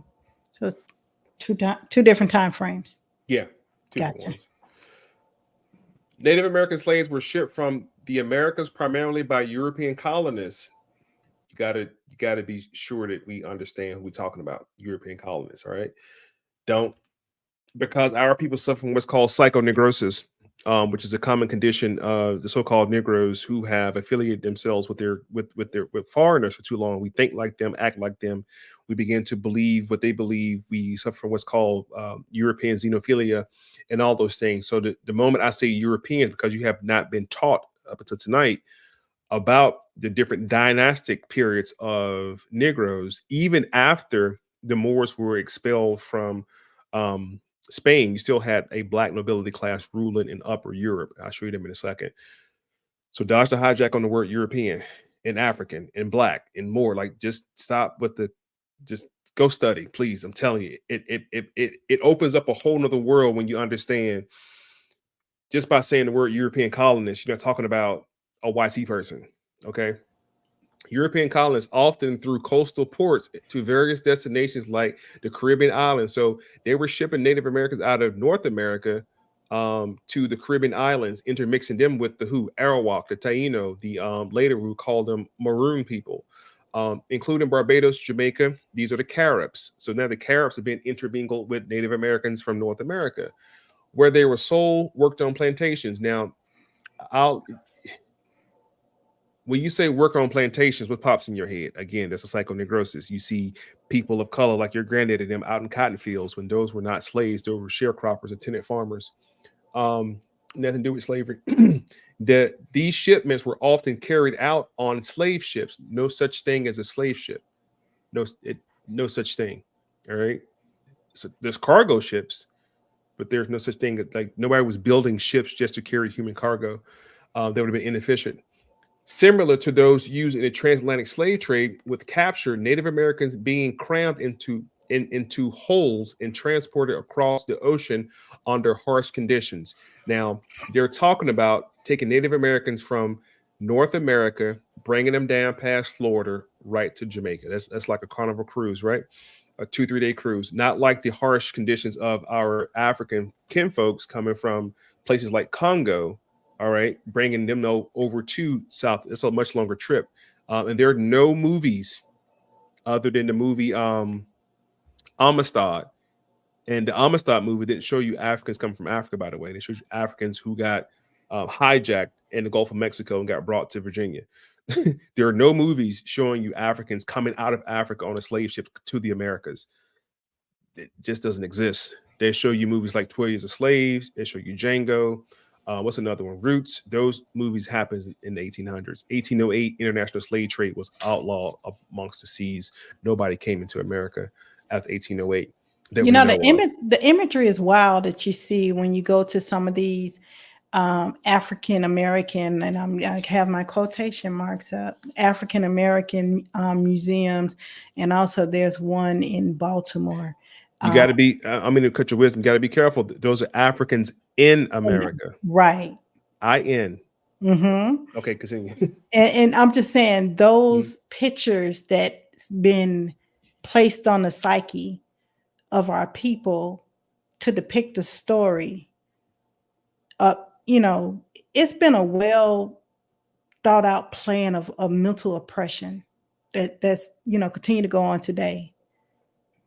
Well, you got to look at it like this right here. So I guess I would say it's like that. There must be a falling away. There must be a breaking of that. There must be a re-education. And what does the word education mean? Because from the Greek word "edku" means to pull out what's already in you. Right. To lead you already know it. Mm-hmm. Right. It just has to be pulled out of you. Mm-hmm. Right. And things like what we're doing and what you're doing right now also helps people to understand what was going on. What was that question? He said, what about the people of color before that time period in America? Yes. Click on that comment for a second. There you go. In the Nation of Islam, there's a teaching that was passed down by Master Farad Muhammad on down to Honorable Elijah Muhammad, down to Farrakhan and Malcolm X. And there was a question posed to the Nation of Islam. That's why I told you all schools of thoughts matter. The question was asked, who was the original man? The Asiatic black man, the owner, the maker, the cream of the earth, and the father of the universe. How much did the planet weigh? 6 quintillion tons, preceding 13 cycles. How many square miles of habitable land do we have on the planet? Over a certain amount of, I forgot the number, but certain amount of square miles of land that we have in habitable land. If we all can agree that we are the original people of Earth, that we are the original earthlings, like an avatar, then we can stop with the whole colorism shit. We can stop with the whole who was in America first, who was here. You were. That's it. Why did I say you? We were everywhere. Right. Like, this is our planet. Period. This is our planet. So until our people at large can begin to conceptualize that ideology and stop with the out of Africa theory. Y'all understand Africa is still not developed yet, right? And I think another one of the arguments and fights that must be put to rest is this fight for one landmass. Like you said, there must be an understanding that we populate the entire earth. All of it. Yeah, all of it. You are the original earthlings. Right. First in time, first in law, which first custodian, what no man has created. You know, we have been given custodian of it. And unfortunately, we are not in our rightful position of custodianism to be able to effectively continue to heal the earth and receive from it as we were placed here to do. So one of the things that I feel that we should definitely put to rest is wherever we plant our feet, our head is home. We can be, in Spain, like you said, you could be in that territory of the jurisdiction. I'm just going to say jurisdiction, or what is called the territory of Spain. You can be in Africa, the jurisdiction of Africa, of that territory. And I'm saying these words definitively because the entire earth is under usurpation. So you have the true territorial names being overlapped with the jurisdictional overseeing of that. So we must know that everywhere we go, we are home. So this fight over this one landmass, we must kill that. It's a mute fight. Everywhere we go is home. Let me camel back on that by sharing this right quick. It's still up? Okay, let me bring it back in. It's a quote by George Washington. If we could take it's supposed to be fez. If we can take the fez off their heads and the sandals off their feet, it is no attribute, right? He's explaining, if we take the fez off their head and the sandals off their feet, George goes on to say, in 100 years, the Moors will not know who they are. If we agree to take the fezes and the turbans off the Moors' head and remove the sandals from their feet and enforce it with severe punishment, in 100 years, they will not know who they are. This is George Washington. Mm-hmm.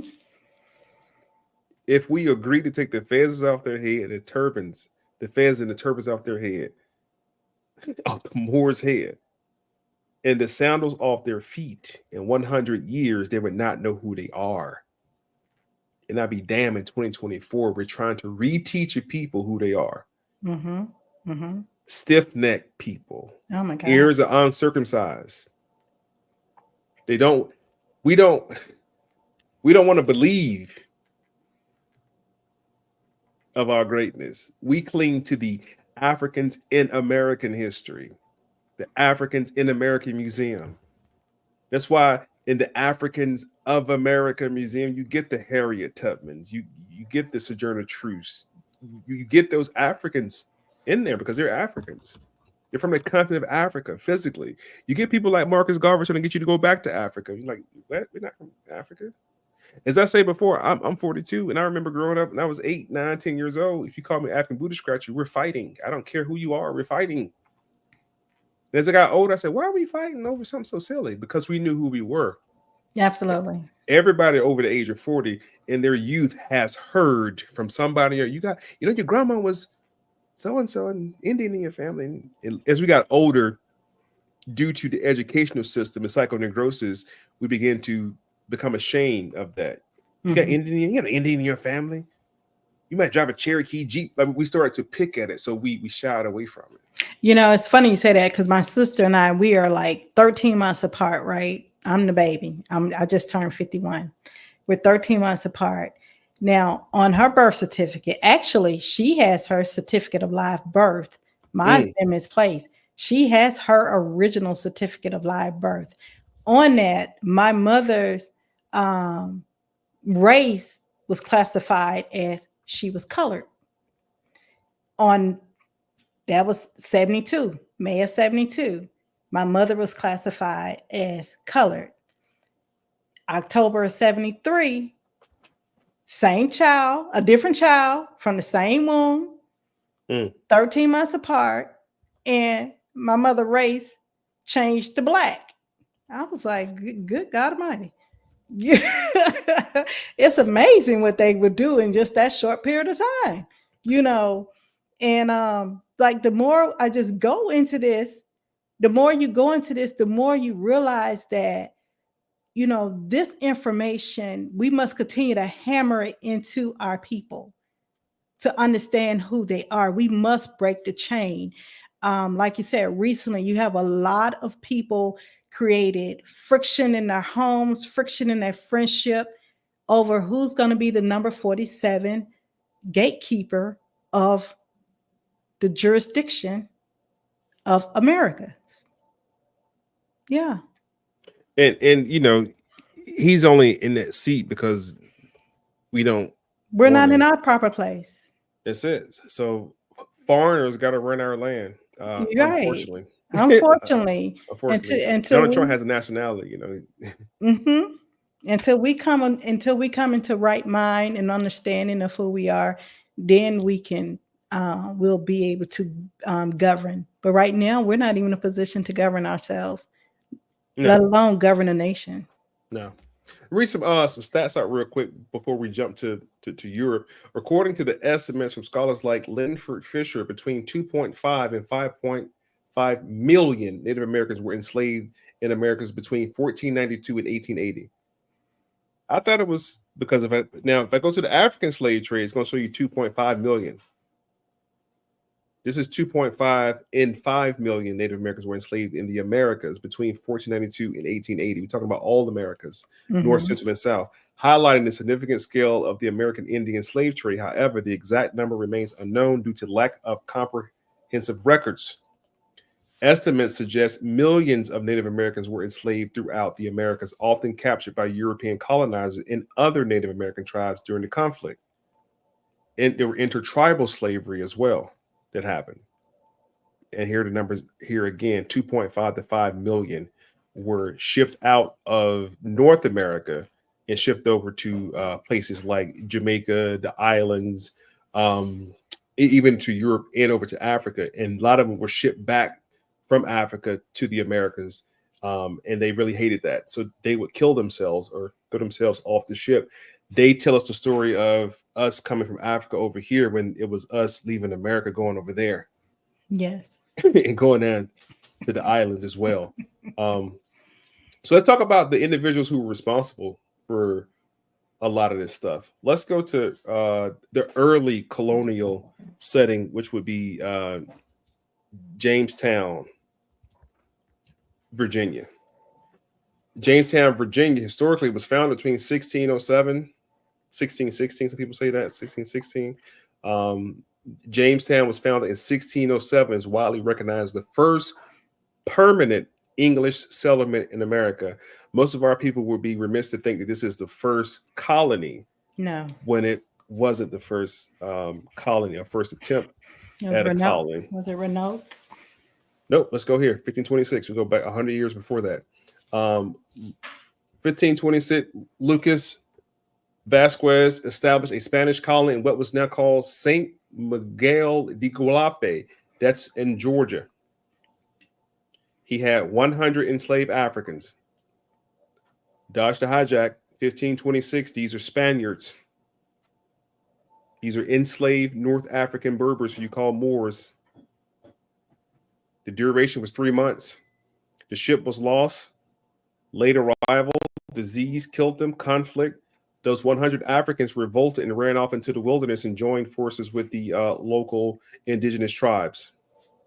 How many of y'all are descendants from those 100 Africans who amalgamated with those Indian tribes? How many of y'all are descendants from them? So you could be African descent. And don't worry about it. I'm going to show you some Black European descent. And that's why when you do your little swab spit test, you have so much percentage of Europeans in your trace line. You're thinking there's white tea people. No, those are swarthy Black people from Europe. Yeah, actually, I have that. What was his name? Tyrone Bay. Those are Black swarthy people. Right, the genealogy chart. And I think mine said 98% of America, and it talked about the malaria, and actually it gave a percentage from What's your blood type? O It's, positive. it's gonna be O. It's gonna be O because the Mhm, vast majority of Africans from the kind of Africa are mhm. B type. They're more prone to their blood is more homogeneous to things like malaria. But they're so sickly all the Yes. time, right? Okay. So blood quantum is something that was created a little bit later. Somebody in the comments asked, founded or discovered. Um, founded. Fine. Jamestown was founded after a lot of tries. We'll get there in a second. The Spanish were the first Europeans. You see how I told you earlier how they say Europeans? Your mind went right to like British and white people and didn't think Mhm. about Spain is part of Europe. Yeah, dodge the hijack. The Spanish were the first Europeans to explore Georgia, following Indian trails to the coast in 1526. Their early attempts at colonization established the presence of both Europeans and Africans in Georgia.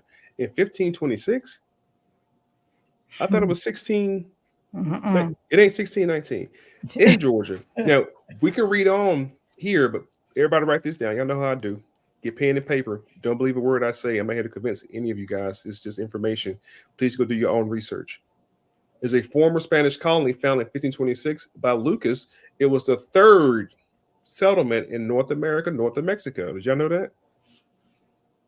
In the early 1500s, Spaniards were conducting expeditions to the area known as South Carolina in Georgia to kidnap Native Americans as slaves. Did y'all know that? So when we talk about the tribal affiliation between South Carolina and Georgia, we're talking about the Geechee Gullah, talking about the Yamacraw, we're talking about the Yamasee, we're talking about the Coweta, talking about the Blackfoot. The Um, creeks. well, yeah, I don't know. I don't Yeah. want to get into Creeks and Cherokee. Those were.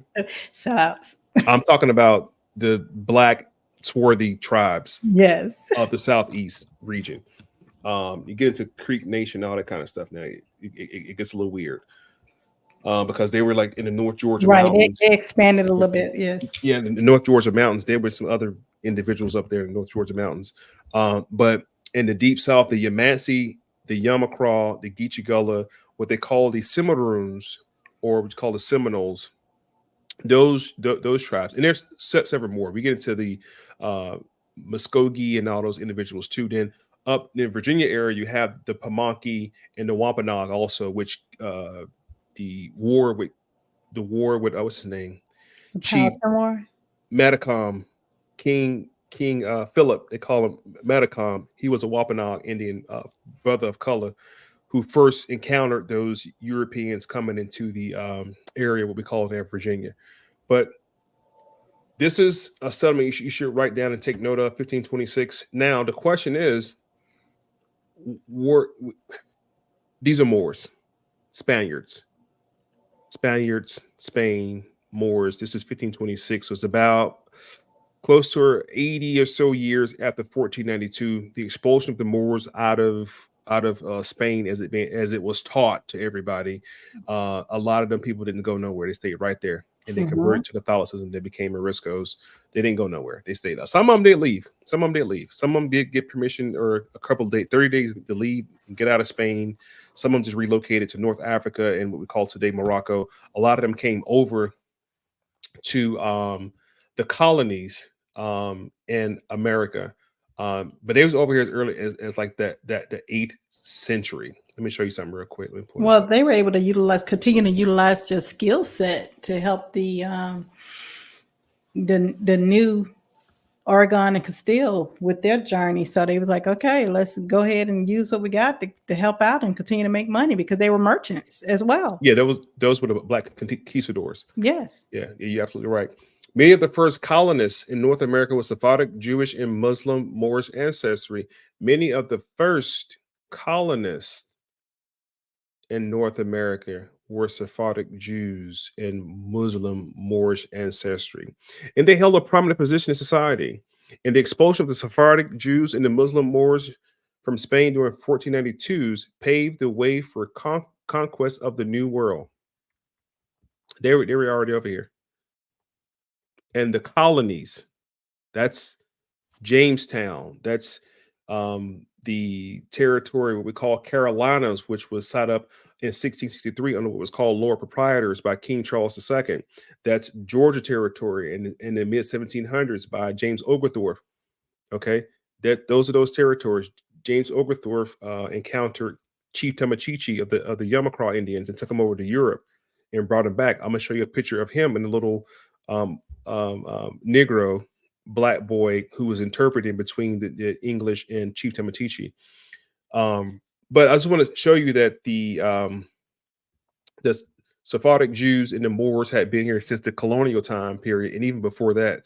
Many Sephardic Jews immigrated to the North American United States from the Balkans, Greece, Turkey between 1880 and 1920. Most settled in New York, establishing leading Judo Spanish communities outside of the Ottoman Empire. The Ottoman Empire is definitely important. We're not looking for a Moorish empire, we're looking for an Ottoman empire, so terminology. So when people say, the Moorish Empire, that's actually a misnomer. The term Moors refer to a group of individuals from the Iberian Peninsula, so on and so forth, right? The empire was called the Ottoman Empire. And the Ottoman Empire was due a beating from the Christian Empire or the Anglican Church back when the Ottoman Empire under Muhammad II killed the whole situation by Muhammad II killed the Byzantine ruler and took over as the ruler of the East Greek Orthodox Church we call Catholicism or the Catholic Church, right? This is an old war. This goes back beyond the Crusades and the Punic Wars. So it was like it was a chess game. The Christian church, like, boom, gotcha. The Ottoman Empire, like, nope, got y'all. Damn. Moors rule for a second. Christian comes back, but the Anglicans and the power of the French, and they're let's get them, and they got them. Boom, got y'all again. So it was a back and forth religious war in short terms. But the Ottoman Empire, Sephardic Jews, out of this diaspora of the Sephardic Jews immigrating to North America, United States, in the 1880s and 1920s, we'll see things like the old Canaanite temple. You see things like Noble Drew Ali, the Morristown Temple of America. This is during what was called the Third Great Awakening, which was a great religious movement throughout America. You see the Mormons and what's his name, Sweet Daddy Grace, and other clergymen who were very prominent in the African American community in that time frame come through America also. But they've been here since the time of the colony, though. All right. Want to point that out real quick. Can we get clarity on that? Because a lot of times people are on the assumption that the name of the colonies, like the names that we see now, are here now, such as Delaware, New York, New Jersey, things of that nature. They were named by YT colonists. Can we get some clarity on that? Okay, well, let's go here. Because we want to demystify a lot of this. King James, never mind that they don't let the image literally whitewashed. Literally whitewashed. Definitely don't let that trick you up. Never mind. Well, some people will get tricked by the imagery of this individual. Yes. Yeah, this right here. It is probably a more appropriate individual. Rendition of who he was. But nevertheless, this is King James, right? King James set up the Virginia colony. Can we agree to that? Mm-hmm. That's Delaware. That's Pennsylvania, Virginia, the Eastern Seaboard, New Hampshire, New Amsterdam. Anything with the word new on the front was under this situation right here. Now, King James, before we get into who he was, sets up the VA colony. These are penal colonies, by the way. All right, penal colonies. That's why you get a lot of information dealing with the confusion between servitude and slavery. Yes. Slavery, as we were taught, was never in the colonies. 1600s, no. 1700s, no. The latter 1700s, doing what was called the 1779 Naturalization Act. Along what happened was the first U.S. Census happened in 1779. Oh my God. Thank you. High honest noble Jew Ali. That's why the prophet tells us that you're not Negro, you're not black, you're not colored. Those are all labels given to you by slave catchers. It was given to you in 1779. Why was it given to the 1779 prophet? Because there was the first U.S. census. Also, it was called the Naturalization Act, which denationalized you and naturalized him to the land. Islam. King James I established the Virginia colony by granting a charter to the Virginia Company of London, 1606. We're going to talk about these companies. I want you guys to write down the Virginia Company, because then we're going to talk about who was the financiers of these companies. A lot is going to lead back to those Sephardic Jews, by the way. Heads up, who were swarthy Moors. Swarthy, yes. The charter. That's why President Washington had to do the peace and treaty with the Sultan of Morocco, and the Sultan said, "Yeah, use my subjects. It's okay. They're my subjects. Just use them. It doesn't matter." The charter gave the Virginia Company the authority to establish an English settlement in the Chesapeake region of North America. The company was also responsible for providing settlers supplies and ship. This is important. These settlers are going to come over under what's called contracts, known as a bond of servitude. Later, late 1700s, early 1800s, those bonds, what we know as bit bonds, would be purchased. And those bit bonds are what's being purchased. Why I say that black people are under bondage, not chain, bonds. Yes. Like, I need you to go my bond. I'm in jail. What? What am I paying? Go find a bondsman. That's right? Now put up on the stock market. Right. They were trading bonds because those bonds had certain assets attached to it. Right. This is part of the reason people like the Lord proprietors, after King James sets up the colonies, I'm explaining in a second, we go into another situation where King Charles II established Lord proprietors, because the Lord proprietors held him down during the time that his father, King Charles I, got beheaded. And King Charles I is the grandson of King James, and King Charles II is the great grandson of King James. They're all swarthy Negroes. Okay. Don't get it twisted. King Charles II had to flee to France, of which the word Stuart would lose the W and gain a U. They're spelled two different ways. It's crazy. Charles II actually ran away as a runaway. He had to hide in the woods and everything. It's a crazy story. The charter gave the Virginia Company the authority to establish. He ran out the crown. Well, he had to. One Lord proprietor, Mr. Cromwell, will step in and intervene on his behalf, and then he would get the kingdom back later. But the ones who held him down while he was gone away, he called them Lord proprietors. And those Lord proprietors, he gave property, what was now it's known as North Carolina and South Carolina. Back then, it was just one Carolina. Prior to it being settled as Carolina, it was all called Floridia. That was all Spanish colony. That's right. From up to Virginia, all the way down to Florida was one big colony or one big territory who belonged to Spain. I just told you Spain tried to settle it 3 times. It was unsuccessful. So they said, fuck it. We just take Florida and keep ourselves down here in Central America, which opened up game for the British or the England to come and set up territory later in 1606. Remember, I just showed you guys in 1526, Spain tried to settle the area called Georgia, right? 800s, Muslims were already over here in North America. I showed you that Muslim Moors were over here in the 1400s in the colonies. Now I'm showing you these companies who are going to get together. Think of these companies as a hedge fund, a hedge group, right? The Virginia Company, you're going to have, I'll just show you. The Virginia Company was a joint stock company. This is where those bonds are going to come from. I'm going to also show you how they used to trade human chattel or slaves as mortgages. That's right. So when nobody hanging nobody during slavery, they just paid $16,000 for 14 Negroes. I'm not going to kill nobody, because they owe mortgages to those individuals. They weren't buying the physical bodies. They were buying the bonds that were attached to these individuals. That's why you will often hear stories of so-and-so bought his freedom. How did you? He paid his bond off. They were known as debt slaves. Indentured servants. Yes. Georgia colony was set up to be an anti-slave territory until later, when the Lord proprietors figured out, the royal colonists figured out that, oh, it's more profitable to have them as slaves because there were so many YT runaways in the Georgia territory. You have to keep in mind when those first YT servants came over here, they worked for about a year and they ran off. They were the first runaways. They ran to Georgia. Georgia wasn't settled yet. You have to keep it in time and space. How many colonies did we have in 1606? One. How many colonies did we have in 1779?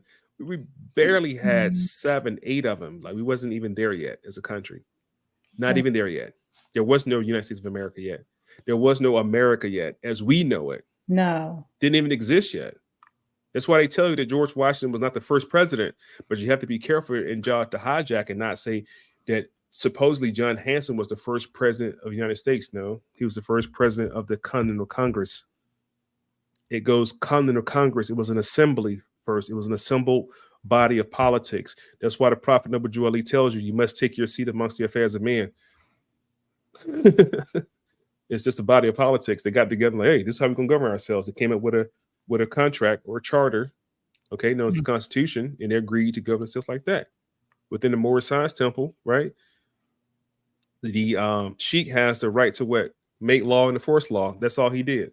That's why George Washington said, take the feds off their heads. That's what those YT Shriners did. Let me show y'all.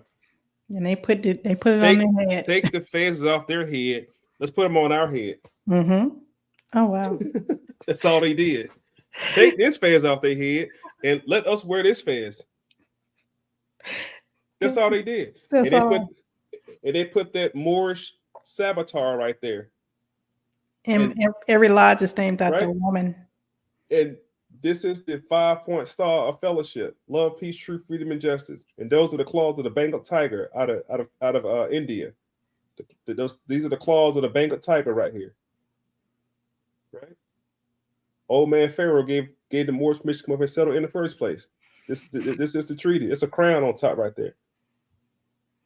And you would see Medina, Mecca, and those noble names on those hats. That's what George Washington said. Take the feathers off their head. They won't know who they are in 100 years. So the Virginia Company was a joint stock company, meaning that it sold shares. It sold shares to the investors. Your question, who were the investors? Who were the investors? Write that question down. There's going to be some homework. Who were the investors of those joint stock companies? They were called barons or Lombards. Who would share in the venture's success or failure? The company was made up of two groups of investors, the Virginia Company and the London and Virginia Company of Plymouth. Didn't they call them like adventurers for investors? They're just called investors, to my knowledge. Okay. The point I'm going to make is this: why you know now in 2024, America is a corporation, right? It's a corporation made up of America is just an umbrella corporation. Mm-hmm. These are still active baby LLCs. What y'all talking about? I like the way you put that. Come on, man. It's like the umbrella and up on the umbrella. Because it's exactly what it is. Mm-hmm. And we ain't got to get into what Trump is trying to enforce now. It's called a tariff tax or Dehemi tax. Y'all look at what Dehemi tax is. And the Knight Templars were the first one to enforce a Dehemi tax or tariff tax. 1607, 104 English settlers arrived in North America and chose Jamestown, Virginia as the site of their settlement. The settlement was named after who? King James I, and became the first permanent settlement. Now let's go back to old James here. I just want to veggie back off something you were talking about. I wanted to look this up because I thought it was so important, because a lot of times, people was like, oh, I'm going to invest in the stock market. I'm investing in the stock market. And something about the stock market just never agreed with me. And then I learned about this agreement that was made called the Buttonwood Agreement in 1792. And it states it was a pact signed by 24 stockbrokers and merchants in 1792 that established the New York Stock Exchange and the beginnings of the Wall Street. But it wasn't called Wall Street at the time. And this happened outside of 68 Wall Street. That's how they get their name. Legend says that the signing took place under a buttonwood tree, which is why the NYSC is symbolized by a buttonwood tree in front of its building. So I thought this information is interesting, just good information to know. So if you look up the Buttonwood Agreement and go into the signers of that, it'll also, like you said, correct you directly to the investors that's connected to those bonds. That's important because I also start to notice something. I said, how did this passing out these charters and these land grants over here? Who the fuck gave them the? Wait a minute. That was like one of my biggest question mark for years. No, I'm gonna show you how they even got the charters in the first place. This was already territory. Remember, these are the Black Nobility family who was already tied to this land anyway. So let's talk about the appearance of King James before we get into his nobility. King James was known as a swarthy fella. I'm trying to pull up. Maybe Skynet will participate. Here's a better rendition right here of him. This is Charles II. He's next. This is his great grandson, by the way, James, grandson. This is the better rendition of what James looked like. This picture right here. King James had a book dedicated to him, known as the Helios Biblios. And at the time of King James in 1611, when the book was given to him, the Nova Testamentum, what was called the New Testament, was put together by a man by the name of Thomas Cranmer. Miles Coverdale published a Bible, but the main proponent is a man by the name of Desiderius Erasmus, who in 1516 put out what was called the Nova Testamentum. Now, what was so powerful about the King James Version at the same time, the Puritans were pissed off. The Puritans is like that. The Puritans were used to the Geneva Bible or the King Henry VIII Bible. So the Puritans put together a petition to get signed, and this is shortly after the Reformation period, dealing with Martin Luther, when the Eastern Orthodox and the Greek Orthodox Church had split. The King James Version was put out. Now keep in mind, the masses of Europe could not read or write, y'all. Come on. The only people who had sense to read and write were some aristocracy kingdoms and their children who they sent to the monastery to learn to be taught by the friars and the scribes. That was it. That the average serf at this time period didn't know what the hell the book said in the first place. Not the Dravidians, not the Visigoths. No. We have to keep in mind when this book hit the streets of Europe, the literacy rate of Europe was very, very low for the common folks. I'm talking about the serfs who were attached to the manors. Okay, now that was called the feudal system. This is feudal system, feudal law. Like in America, we have feudal law. We just don't recognize it. We don't recognize the governor as being the knight, sir knight over that manor, or what you call state, which the word state is synonymous with the word nation. Right, 48 nations agreed to be one nation under the governmental ordinance department. God, you call it, right?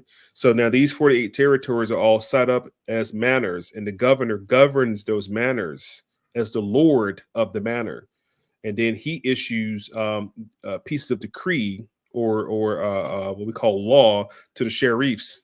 That's why the sheriffs, they pretty much monitor the counties, and county means conquered land. And the police are just, higher security. But this is King James, a swarthy brother. Tawny is another word he used for him. Tawny. He was from the royal house of Stuart. Stuart, let's just look it up. I mean, no need to even play with it at this point. Stuart means black. Give me a second. Watch this. The nickname Black Stuart was given to Sir John Stuart, a member of the House of Stuart, because of his dark complexion. Mm-hmm. The House of Stuart was founded by Robert II of Scotland. Black folks ran Scotland. The Pits, the Jutes, the Kurds, the Pits were also black people. The Anglicans, and the Saxons, black people. Boom, mind blown. Thought every white thing, no. I'm gonna show you King Offie in a minute. King Offie of the What about King the House of Offie, Burgess? House of Burgess. Yes. I'm gonna show you the House of Burgess all the way back to the Italian ancestry as well. Gotcha. This is the Black Is King. that from the Medici line? Yep. There you Gotcha. go. There you go. Medici, come on. I love it. We wake it up. King Arthur of Mercia was an Anglo-Saxon king who was likely a Black African. Mind should be blown at this point. If you know anything about the Anglicans or the Saxons, you thought they were long, blonde-haired people look like Thor. No, these are Black people. The Stuart, the Tudor dynasty, It's crazy because for imagery purposes, I deliberately put a picture out there. You know, you have to draw in the people, in a controversial way, so they think, oh, you're not talking about your own people. So I was like, okay, the Anglo agenda, founding fathers are founding thieves, and then I was like, you know what? I got to get with my boy. I got to get with Ponder because he's going to really bring this thing home. So that way we can just take that picture and we can throw away, because a lot of people think, oh, the Anglo is the white sea people and the Saxon was the swarthy people.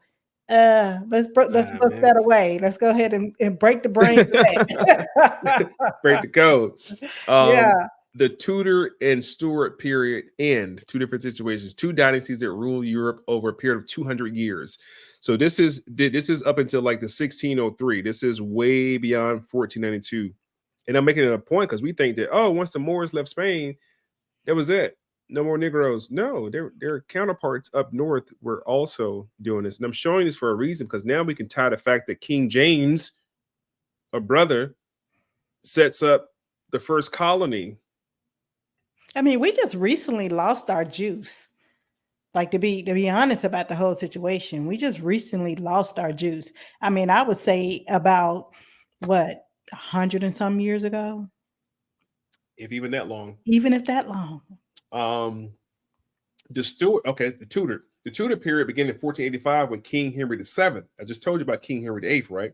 A member of the Welsh royal family took the throne. The Tudors included famous monarchs like King Henry VIII.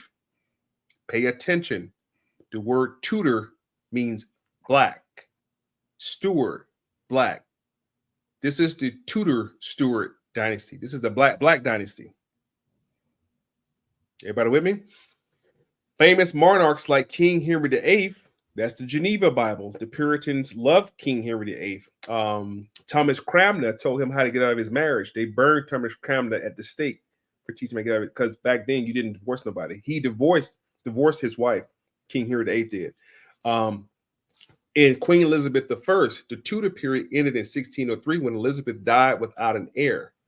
The Stuart dynasty began when she died. That's when James jumped in there. Stuart period began in 1603 when James VI of Scotland and the first of England, the son of Mary, Queen of Scots, black lady, going back to Scotia if you want to, coming out of Egypt if you want to go back that far. You can't go back that far and trace that back that far out of ancient Egypt. The Stuarts were interrupted by Oliver Cromwell. Oliver Cromwell interrupted due to the fact of King Charles II vacating after his daddy died, King Henry I, or got executed rather. The Tudor-Stuart period was marked by many significant events, including these different events. The execution of King Charles I in 1649. That's when Oliver Cromwell, took over and ruled for a short time period until King Charles II came back in. So what I'm showing you guys is the fact that King James sets up the Virginia colony. That's why I showed you earlier that Moors been over here in the colonies already. I can go back to that. If I need to go back there again, I'll show you back over there again, right? The Moors been here. King James sets up how did he set up the colony? How did he get that? What are the qualifications for nobility? Let's look it up. Bloodline. That's it. They keep records. The bloodline. That's why it's called consequentity. That's why they say there could be no corruption of blood. When you take that Bible, this is the beauty of this. Come on, If teach. you have to go into any of the ship, aka court proceedings, and in 1992 they ruled that the Bible would be their authority to adjudicate on. So if you have a situation where you like, if there's questioning about your bloodline, in that Bible, it states that there should be no corruption of blood. If you have a question about your land being moved, I want to say in Deuteronomy 28, it says that your land markers should not be moved because it was set up for your ancestors. So that should not be moved and taken away from you. So you can take these same biblical principles that's why I said every civilization at the apex is the God principles. You can take these scriptures and just, hey, beat it over the head with it. That's how you get busy with it. So don't stop throwing the baby out with the bathwater called the Bible. Listen. And I'm going to keep on referring back to the teachings of Noble Drew Ali. If you read them one-on-ones, they ask you to give me some descendants of Jesus. It goes all the way back to Ruth the Moabitess and so on and so forth. Yeah, don't throw away the Bible. Yeah. Our people don't even know that up until the New Testament, there was all Negroes in the Bible. Mm-hmm. What? Yeah. YT people wasn't even in there yet. They're talking about your lineage. They show up later. Yeah, that's why it's called the Torah. They're talking about you. That's why the Hebrew Israelites, when I've seen them in Atlanta, I mean, I kind of tried to debate them a couple times. I ain't gonna lie to you, but when I didn't need anything, I remember they was in not Little 5 Points, by the West End Mall in Atlanta on the corner, maybe like four or five of them out there. I had on all my Moorish garbs. I just went and just stood posted. Like, what you doing? I'm like, man, anybody gonna touch y'all? It's like, right on. You know what I'm saying? Like, nah, because I know who y'all are. I'm not gonna debate with y'all no more. I know who we are to y'all. Like, I know who we all are right now. So if anything, I'm gonna stand post and try to reach these NBCs walking around with their pants hanging down. But anyway, the Tudor and Stuart period dynasty that ruled over Europe for 200 years. Make note of that. Make note of the time period. 1485. We know about what? Not even 10 years. 8 years later, the Moors are kicked out of Spain. But in 1603, we're still ruling Europe, England. 1603 to 1660, and so on and so forth. 1485, 1649. And not only are we ruling Europe or England, we also established the first colony successfully, known as the Virginia colony. Right? Let's go to the next colony, to the next situation. We're 2 hours into this. Let's get those likes up, get that algorithm going. So one of the things that only way we're going to be able to really be able to spread this information out is this algorithm falls within the people spectrum that needs to get this information. So go ahead and hit that like button. It don't cost you anything, support the channels. I know our brother's going to put his information up for his Cash App. The Cash App for Just Another Messenger is $ Just Another Messenger. And brother, you're going to put your information up for how you support MOI podcast as well. Oh yeah, they already know. Yeah, a lot of work. No, put it up. not just for your side, for my side as well. Hey. Well, for the marquee, that's over on your control side. What I could do is put it. Okay. I could put it in the chat. Yeah, put it in the chat and I'll put it on the scroll. Yeah, I put up in the chat for you real quick. Okay. I was like, yeah, let's get them. Because I'm looking. I'm looking who in the chat right now, and a lot of them are my disciples and master students tapping in there. I appreciate y'all for showing up. Appreciate y'all. Yeah, I'm Tamarell. Some know me. I'm a familiar face to some and new to others. I'm coming back into teaching. Like I said, brother Ponder and I, we have had the opportunity. I've had the opportunity to be at one of his events and speak at one of his events, and it's just great to be able to come back. There's not a lot of teaching, especially it's coming from, the Moabitist side. So I'm exactly to be back in the fold and to help out in this great awakening. I think that was the name of the event, right? Yep. The Great Awakening. Now you guys will see her over on Crumb TV soon. I'm gonna circle back with you for a date and bring you over there. Hey, to our joint and let you throw down too. I'm for it. We talked about King James, the black swarthy brother, nobility family. We talked about King James already, right? Let's go to his one of his descendants. We're talking about the Royal African Company. Write down the Royal African Company. Now, outside of the Royal African Company, there are about 7 other companies. Notice they're saying companies. All you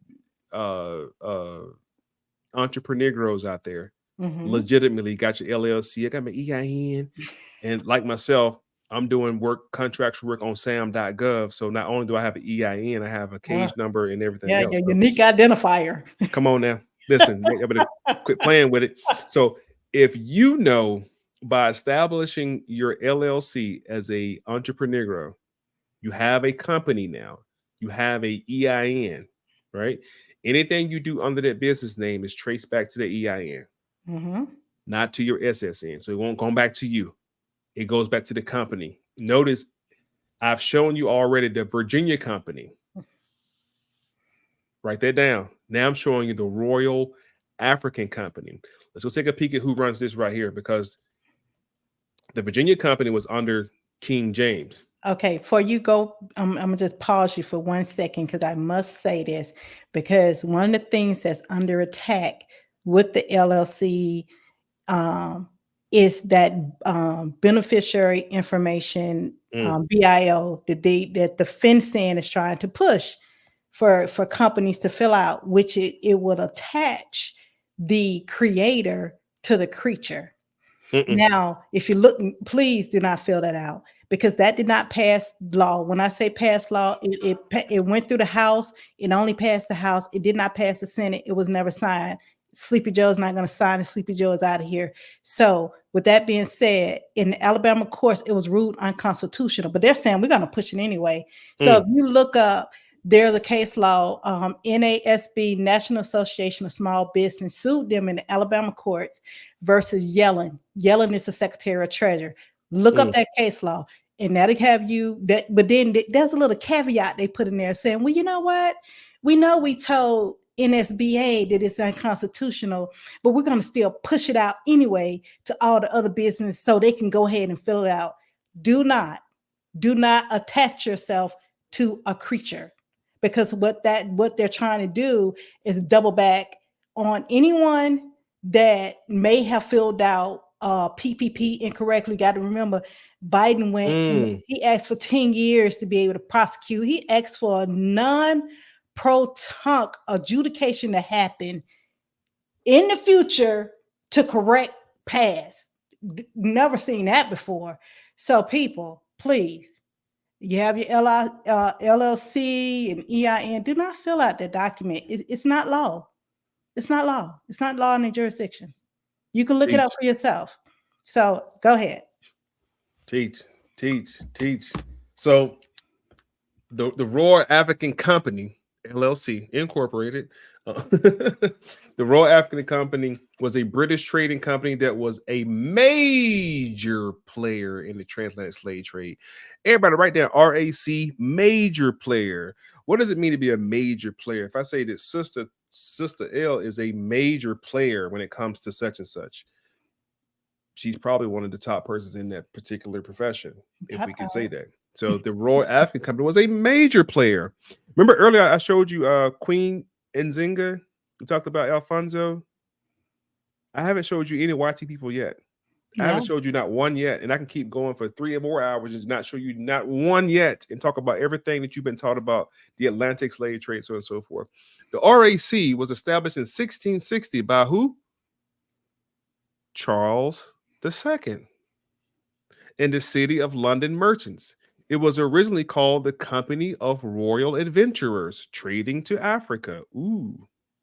What was the purpose? The RAC purpose was to exploit the gold fields of Africa and trade along the West African coast. Monopolies. The RAC held a monopoly in the English trade with the West Africans in 1698, when all the Englishmen were allowed to trade in slaves. The RAC ships more enslaved Africans to America than any other institution during the transatlantic slave trade. We can stop the conversation right there for a second. They shipped so many out of Africa. They won the prize for it. It was ran by King Charles II. Let's talk about him for a second. They Who were was King recruiters of Charles the II? year. Who was this black noble brother who was trading other people of African descent? This is King Charles II. I'm gonna show you what his mama called him too. You know, your mama call you black.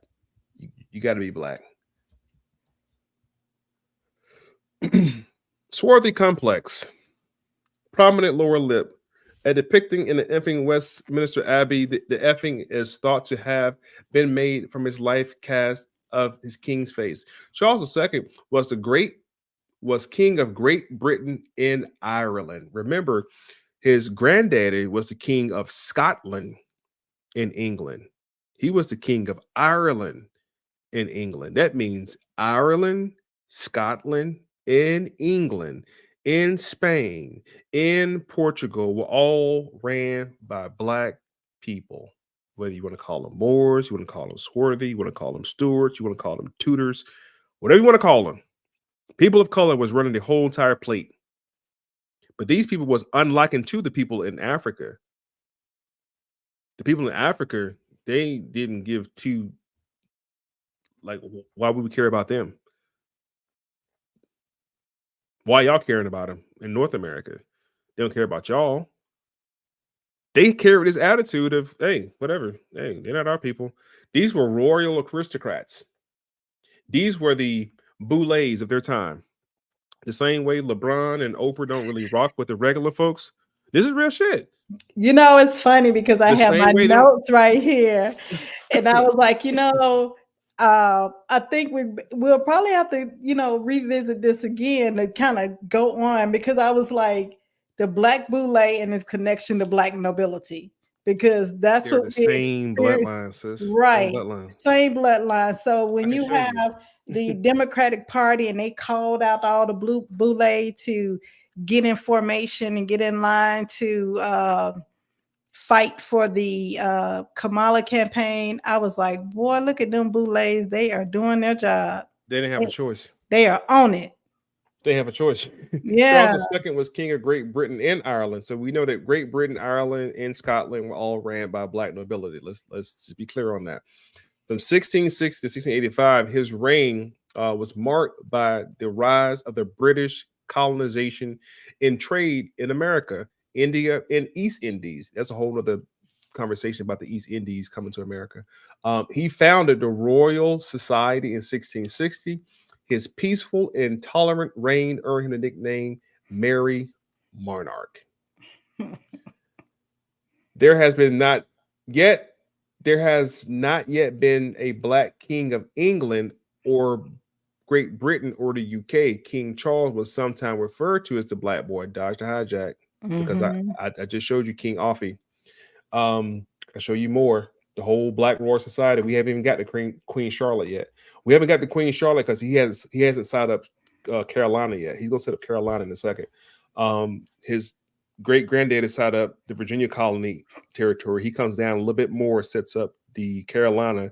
Then their descent cousin George sets up the Georgia. So a lot of this conversation about American Indians and wars and what's it called?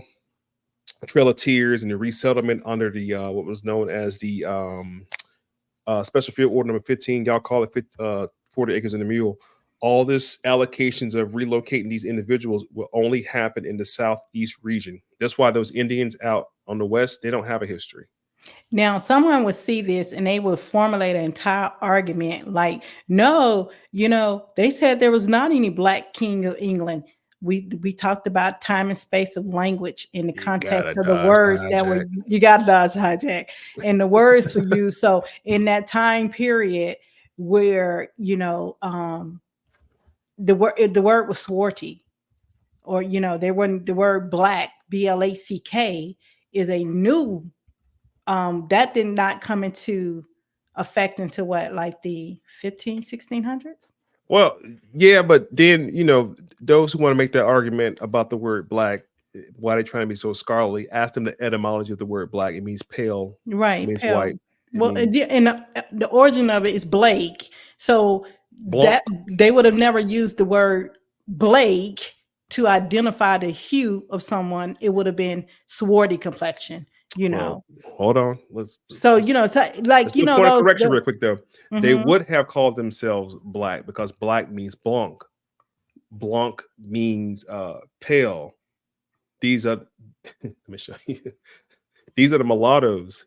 They Oh, were mulatto. gotcha. They weren't black like we We are. are, yes. They were olive hue. Hmm. That's why they tell you the Moors came in different colors. They came in dark olive. They came in green olive. That's why the Italians of the Medici family you named earlier, those were olive hue people. They were Yes. referred to as black, but they were actually mulatto. And there's a whole thing behind mulattoes in the Spanish colonies in South America and the Maroons. And I then they forget come, about the mulattoes. and then when they come to New Orleans as Criolla, Yola. Yeah. not Creole. I'm gonna show you the Criolla individual too. The Criollas was an amalgamation as well. So these are just these. These are just think of James and Charles and everybody as the black boule of the 16th and 17th century. That's all you got to put in your head. These are the black boule Negroes. Yes, Charles II's mother, Queen Henrietta Maria, once called him dark and ashamed of him. In a letter to her friend, Descent George, she wrote, "I will send you his portrait as soon as he's a little fairer color. For at the present, he's so dark that I'm ashamed of him." Mm. These are mulattoes. That's why Charlotte they stay out the sun. Like, oh, get too dark. Henrietta Maria, like the black girl just married the white boy over there recently. Megan, Yeah, yeah. Megan. Like Megan. Megan too Mhm. dark. Megan would be swarthy to them. She's too dark. However, Henrietta Maria was queen consort to Charles I and the mother of both Charles and James. She was the youngest daughter of the French king Henry IV and Maria who? Medici. Come on now. He had black dark eyes, fair hair, had paler eyes, his slight olive cast skin. They inherited from his what? Italian grandmother. Who's Italian grandmother? Marie Medici. His nickname was what? Black boy. Come on, man. Quit playing. Now Charles is gonna set up So, do you think that bloodline of that banking family continue on to this day? Because you know how a lot of times they change the names and things of that nature. The bloodline of Medici that once reigned in the Florence, Italy area. Do you think that bloodline still rule in the banking industry today? absolutely. Okay. But see, we gotta the American Negro is so hard up to associate themselves with anything that we'll attach ourselves to anything. That question you just asked ain't got nothing to do with American Black Negroes. They No. would not dare dirty their bloodline up with our. The American Negro is a created creature. I got to let's come on that too. Like we're a created species. We're not even pure in our essence when it comes to our bloodline. I can prove that. All right. Yeah, we I mean, belong I to can certain understand that tribes. because there was so much traveling and coming in, and I can see that train. I can see that taking place. Yeah, just a whole new creature. 1663, King Charles named the 8th English nobles Lord Proprietors of the Carolina colony. 1607, his granddaddy sets up the Jamestown colony. 1663, he sets up the Carolina colony along the East Coast. That's why they show you in history dealing with Europe. The Europeans settled the East Coast of America, right? They don't teach you about the Spaniards who came prior, and now the Spaniards been over here since the 1490s. This is 16. Spaniards got about 200 something years over on the Europeans at this point. Easy. Which included present-day South Carolina as a reward for their assistance in helping him regain the throne. Remember, King Charles II had to regain the throne after his father had died. Mr. Cromwell, I showed you earlier, took over as a Lord Proprietor. These men right here, the Earl, the Duke, the Earl, so on and so forth, Sir George, Sir William, Sir John, these noblemen helped hold down the fort to get Charles II back in power. The Lord proprietors were given authority to govern colonies, distribute land, collect taxes and duties. They also had the power to establish civil structure, maintain order, and hold game and mineral rights. The Lord proprietors offered religious freedom, political representation, and a large land grant to English settlers. The Lord proprietors gave land back to the British Crown in 1729 with the expectation of John, Earl of Granville, many of the districts and counties, you won't see the word city or municipalities, those were later. Counties means conquered land. Counties, settlements, body of water, and landforms in North Carolina were named after the original Lord proprietors. Put your name on it, you own it. Now, these original land grants came under what was called this right here. Let me show you. Head rights. Head rights has multiple meanings, including the land grant system during the European colonization and the right to share tribal trust funds. James Oglethorpe set up a trust.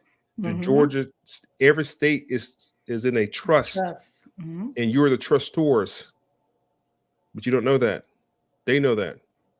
No. We're going to do it for you. We don't want you guys. Don't worry about it. We got you. Don't worry about it. So everything that comes off the land, you don't benefit from it anymore. All the peanuts, all the cotton, all the tobacco, all the watermelon, the peaches, whatever the heck come off the land, you don't get a cut of it anymore because they are putting it in a fund for you in what's called perpetuity. That means forever. If you didn't know that. That's why when you get land, you have to get land in what's called allodial property. Allodial property. Oh, I bought some land. Was it allodial? What's that? No. Oh, God. Okay. Everything you're doing in your business, you need to be put in a trust. Own nothing, control everything. That's what they did. Exactly. Land grant system during the European colonization in America, a head right was a legal grant of land to settlers who met certain conditions, such as settling and developing lands. The amount of land granted was based on the number of people the guarantee bought into the colony. This system was used in all of the original 13 colonies and is credited with the rapid expansion of those colonies. You have what's called tribal trust funds. We won't get into that. Just showing you guys what it is. Between 1783 and 1909, Georgia distributed land east of the Oconee River through two types of grant: head rights and bounty, which is known as county. With both types of grant, the guarantees selected the lands they wanted. Let me show you a trick real quick. Between 1783 and 1909, does anybody know what happened? What year was the what was it called? Talking about the Gullah Geechee War? Trail of Tears. Trail of Tears, okay. Well, it's part of it. True. and in the Yamasee War too. Yes. It's just started a little further up and made its way down. In Carolina, right? Carolina, yeah. It made you see why what was happening in Carolina? Yeah, 100-year war. Frame? Yes. Yeah. Right. So now we go back up to King Metacom, dealing with the Virginia Company, come down to Carolina, dealing with the Carolina Company, take it over to the Geechee Gullah Wars and the Yamasee Wars, and come down to Georgia finally when James Oglethorpe signs a treaty or contract with Chief Tamachichi, and then a few years later you have what was he then? Colonel Andrew Jackson comes in and invokes the Indian Removal Act as president and pushed them off the land. And then in 1865 they invite them back to the land 30 years later under what was called a Special Field Order Number 15 and giving them land allotment. If you had a question about the Indian Removal Act, watch this. And I'm only showing you that because of this land grant system real quick that was happening over here. The Indian Removal Act happened in 1830. Was a law. That means it went through the legislative branch of government that allowed President Andrew Jackson to remove Native American tribes from their homeland in existing states to relocate them to unsettled lands in the West. Now, just in case you had any questions about who were these Native Americans, were they black people? Were they red people? Like who were they? Watch this. Watch what happens 30 years later. I thought they was Inuit. 30 years later, look who they invite back to that land. Special, which is basically general order, because America was under what was called martial law at this time after the Civil War, was issued by Union General William T. Sherman during the American Civil War, 1865. The order redistributed What does that word mean? To give it back. Give it back to who? 400,000 acres of land to newly free. But wait, I thought y'all pushed Indians off here a while ago. 40 acres and a mule. Well, we got to dodge the hijack and start correcting those misnomers. It was never 40 acres in the mule. It was never 40 acres in the mule. It was only 40 acre segments, and though they had 15 mules left over, the Union soldiers just gave them away. Everybody didn't get a mule. Now, this is 1865. Keep that year in mind. Watch this right here. I know I recently posted, said, I'll take 40 acres in a John Deere tractor. Watch this. Now, that's 1830. 1865, what else you got? You got the Freedmen's Bank. This is please pay attention, y'all. This is it failed in 74. $57 million in 1874 is about $2 billion today. This is what was in those black banks. So now you have all these free families coming from where? Confiscated land along what coast? The southeast coast. Stay with the southeast coast of American history.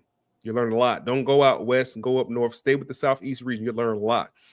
From Charleston, South Carolina, Lower Proprietor Territory, King Charles II, to Jacksonville, Florida, that's Spanish territory, including Georgia Sea Islands. That Georgia Sea Island was in 1526, where the Spanish colony was, remember?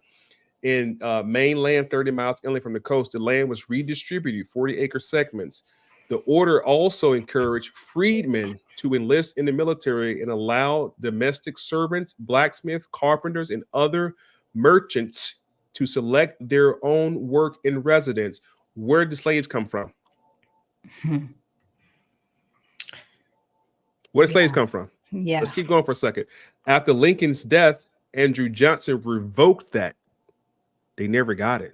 And what happened was, well, they got it for 1 year. All those look how many? 400,000 acres. Black families came back to Georgia, South Carolina. They started to till the land, started to grow cotton, grow tobacco. They became farmers, agriculturalists. Once Andrew Johnson, the 17th president, revoked or reversed that field order, he gave the land back to the Europeans, the white Europeans at this time. Those Europeans returned to segments of land where you see black farmers working, and under state law, they no longer own the land. Did they leave for a second time? No, they stayed on the land and continued to work while they're white owners who owned the land. Now watch this. Let me show you something real quick. So the hijack. Exchange. Spell that right. Exchange is, how you spell mortgage? Spell mortgage. MRGR. MR. You know, it's late. That's MRTG, like mortgage. Yeah. Dead pledge. I can say more words than I can spell. I know, right? Look, yes, slaves were used as collateral for mortgages and loans during the antebellum period. That's shortly after the Civil War. Banks of Charleston, we still in South Carolina. This bank issued loans and mortgages that use enslaved people as collateral. What does this mean? You know what collateral is. I need to borrow $700,000. You got any collateral? I got 15 Negroes. Okay, give me their bonds. Now the bank owned the bonds to the property. So just in case massive, hey guys, we got to shut the plant down. These were plants, by the way, just like Ford Motor Company called plants. You call them a plantation. I don't know why y'all call them plantation. And the person who owned the plant, the cotton plant, were called planters, not slave masters. Y'all believe anything. This bank issued loans and mortgages that used enslaved people as collateral. In some cases, the bank took possession of the enslaved people when the loan defaulted. I thought they were just no, these were debt slaves. Southern banks, these banks would seize and sell enslaved people as part of foreclosure procedures. I thought the white master would put niggas on the auction block. No, the banks were selling them off. Just like every Saturday morning, every third Saturday, you go right here to Gwinnett County Courthouse on the court steps, and they're selling off property, lands, and foreclosed houses and everything. They had niggas out on the steps You want how many Negroes you want? Let me get 2 Negroes in that house over here. Here, the taxes over $12,000. I pay taxes on it. It's the same thing, y'all. Same thing. Y'all looking at slavery from an emotional perspective, like this is just business, nothing personal. That's Or, why. or That's if why you do white people like won't Trump, apologize. or you do like Trump just recently did, and go ahead and bury that body on there, you good to go. It's sacred ground. Yeah. Southern banks, these banks would seize and sell enslaved part foreclosure. Frontier bankers, these bankers would issue long-term loans secured by enslaved people. Second Bank of the United States did the same thing. Slaves were also used to underwrite the sale of slaves. U.S. banks in southern states also sold securities that helped fund expansion of slave ran plantation. If you don't know what a bond is, you don't know what a security is, I highly advise you to look it up. Now, the last king we won't have time to get into tonight, but there was King George, who was the third lineage swarthy king out of Europe, who helped establish the colonies. James, Charles, and George. Now let's talk about that with the mortgage situation. I always like to bring historical contact up into today's events, because a lot of people think the history doesn't. It's just it repeats itself. No, it's like it just has legs and it keeps going. Like you're talking about these banks, you have Bank of Charleston and you have Wells Fargo, all of them complicit into. You have Chase, all of them complicit into this way of doing business with the security bonds and things of that nature. Now, Facts. one of the things I remember going to an event, I just called a NACA event. There's talk about purchasing a home and things of that nature. Now, one of the things I saw on there, they have a little footnote on there where they have what you call a $25,000 forgiveness, and I think this equates to the same credit that Kamala was trying to introduce, but it's already in place. Now, keep in mind that how could Wells Fargo be the underwriter of the NACA program when Wells Fargo is the same one complicit in the discrimination in bad faith loan practices, subprime loans? They were all a part of that, but yet now they're the number one underwriters of any NACA housing loan origination, and they put a $25,000 lien on your property that states that each year up to 5 years is it's like waived $5,000 per increment. So that's like a credit. So Right. so after 5 years of staying in the home, it's like a forgiveness of the home that goes away. So that is built in there, but no one ever pay attention to the front side of the origination, where they just passed. I want to say 2020. What's this? 24. I want to Yeah. say 2023, 2022. Where they passed. Now you got to get into these legislation that's going on locally as well, and this is on a federal level. They passed the Affordable Housing Act, Affordable Home Act, and in the 5 footnotes of the act, and this has come from the crash of 2008, where the government has built in them a 1% appropriation on the front side of every house sale, which means they're going to get it on the front. They're not concerned about the back, because think about a 1% origination on every home sale. That's huge. That's big. And you can't, so now you wonder why you can't get a 1% mortgage anymore, because the government has now built themselves in, and they have that ability of appropriation of the housing. That I think that goes on to 2045. Look it up. Look it up. Yeah, That's crazy. it's crazy. It's crazy.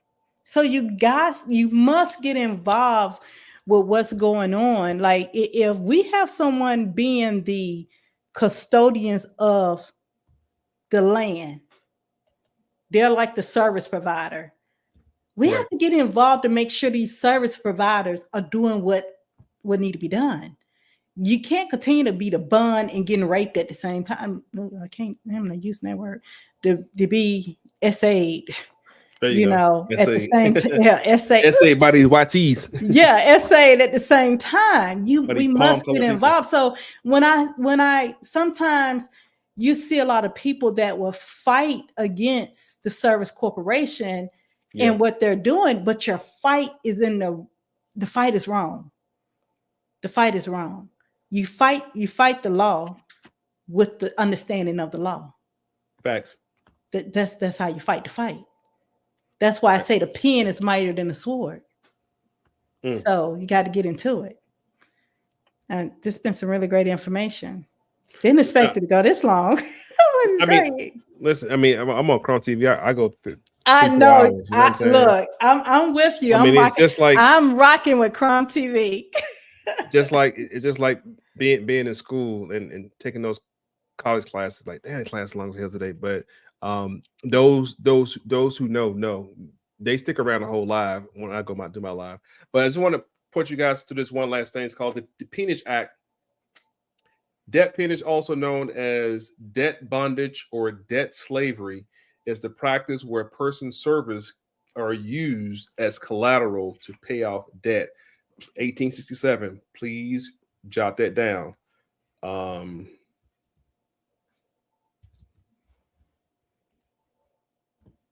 Penal colony is a remote settlement where prisoners are sent to live, work as punishment, often in isolation from the general population. Penal colonies are usually local on islands or distant colonial territories where escape is difficult or imposed. Penal colonies were developed by English, French, and Russian. And some examples include, of course, the England sent criminals to America until the revolution in Australia until the 19th century.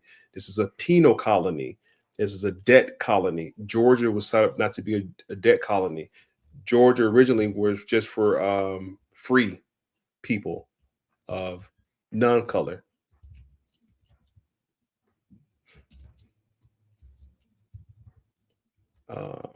Found it. Here we go right here.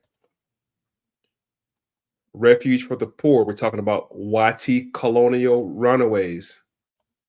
It was also a military book from Spanish Florida, but this right here was the reason those YT runaways came to the state of Georgia, or the colony of Georgia, as a refuge. That was it. Later it became, known as slavery after the ones who had to trust say, we make a lot more money if we just enslave people. But yeah, I want to thank you for your time tonight. So this was amazing. I appreciate you so much, man, for having me on here. This was pretty dope. This is streaming over on my YouTube. So I'm pretty sure by this time tomorrow night it's gonna be well into the 1.2 thousand view section. Tell everybody who you are and where they can find you. Oh my God, I am Tamara L. I am back into the teaching mode. I'm just another messenger. That is my page. Just Another Messenger on YouTube. I am getting back into the fold, so my page is new. So please go to YouTube and like, share, and subscribe to Just Another Messenger. I look forward to continue to build. Like I said, I am a student. I am a master's student of Chrome TV as well as Minister Information. I mean, when I tell you, I fell in love with these guys about, I can't say how many years ago. It's been a while.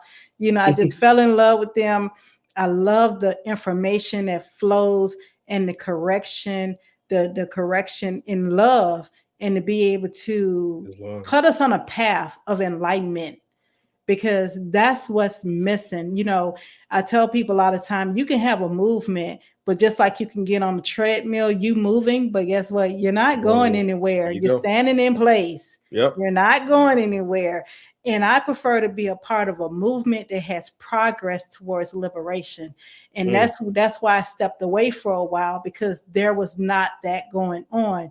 And I'm at a point where I would not realign myself to anything that is not moving and stagnant, because we are a very powerful people. We're very powerful when we know who we are. Right. So I'm very excited about coming back into the fold of knowledge and enlightenment, and looking forward to sharing any of my wisdom with those. Now, one of the things you'll learn about me, I love digging into the law aspect as a jurist and understanding that, because I truly believe there's an unlocking in there, and there's a way of being able to provide the way to be able to proclaim The who. remedy. Yeah, There's remedy in there. yeah, that is. And ignorance of the law is no excuse. Yeah, and that will put us back into our, they have this thing, oh, sovereign citizen. Well, let me tell you one thing. You can't be both of them. You can't be both. Either you're sovereign or you're a subject of the sovereign, which makes you a citizen. Yep. So you can't be both at the same time. And there is a restoration for your sovereignty in international law. It's called post-millennium, which means that we of a people, we have not been restored back after the war. So that makes us still prisoners of war, and we have to get out of this war cage. So but remember, the United Nations already guaranteed all indigenous people the right to nationality. Also. Exactly. That's why you see Trump always screaming that he's a national. Oh yeah. Then they say, oh, he's a friend of the hitman. No, you missed the message. Like, he had really put himself out and showed how the use of the judicial system, they can use it as a weapon, or you can use it for the victor. And he used it to be victorious, to show how you use that system and you work through it to get free. Because other than that, they would have buried his little butt under the jail. Oh yeah. They was ready to bury him. So I'm excited about this. Thank you so much. I mean, I'm glad I'm because I ain't made no political stance this whole debacle, whatever the case is, but I think everybody know I stand with Trump, and they know those who know who Trump really is. I'm gonna say this. Christ. Hold up. Trump is the Christ who will restore. Watch what I tell y'all now. Because I made this prediction a long time ago. Crumb brought it up. I was talking about Trump maybe 4 or 5 years ago when I said Trump gonna do it with taxes and everything. And I think Crumb replayed it here recently. I'm like, I told y'all, because of who he is. You have to understand who his mother is and who his father is. Go look at their names and get a chance. And who his grandfather is, and who his uncle is, and the fact he set up Space Force. And Trump's slightly on Joe Rogan talked about his encounter with the Intergalactic Federation and their demands. So stay tuned. Yes. It'll be interesting. And I'm gonna say this before I let everyone go. I remember now in Atlanta, there was a huge movement on buying land. And I remember years ago, I was a part of that. And I remember that Trump was that man. I mean, when I say he was that man, the teacher, you either took Trump class and learning how to buy property, move property, and things of that nature, and build wealth, or you took Robert Kiyosaki class. Now, I took both. Trump class was cheaper. His class was like $5,000, and Robert Kiyosaki class was like $10,000. But guess what? It pays off, and it paid off really bad. Now you had what's his name? Warren Buffett. He was teaching about cash cows at that time. I know I'm telling my age. So he was that man that he would get people together in different rooms, and he was teaching this information. And when I saw how this man was well loved and well taken in by our people that look like you and I, and then when he started getting into that political arena, I know he made some crazy things in between, but when he got in that political arena and they was like, oh no, you know too much, and then they put the propaganda out there to make him look like a crazy guy, that's when I knew that he is that dude that's going to do what needs to be done, to set the captive free, to help set the captive free. But it's going to take not just him, it's going to take people such as ourselves who's on this live and understand the mission of what's going on. So I've been rocking with Trump, I'll say, since 1999. Yeah, 1999. And I purchased a lot programs, and it showed you how to get in them, and it showed you how to give them back to the bank if you were losing money, but you got your money up front. So yeah, Trump is my boy. That's what's up.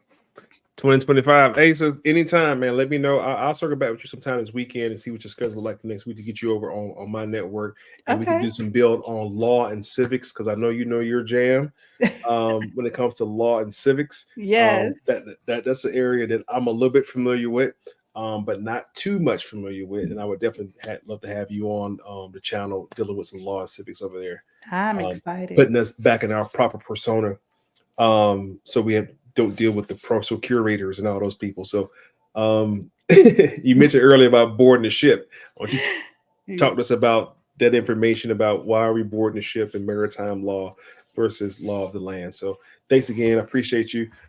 Amy Palm been rocking with us the whole time. Yes, Amy.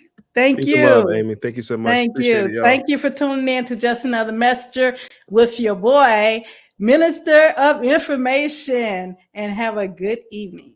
Peace and love.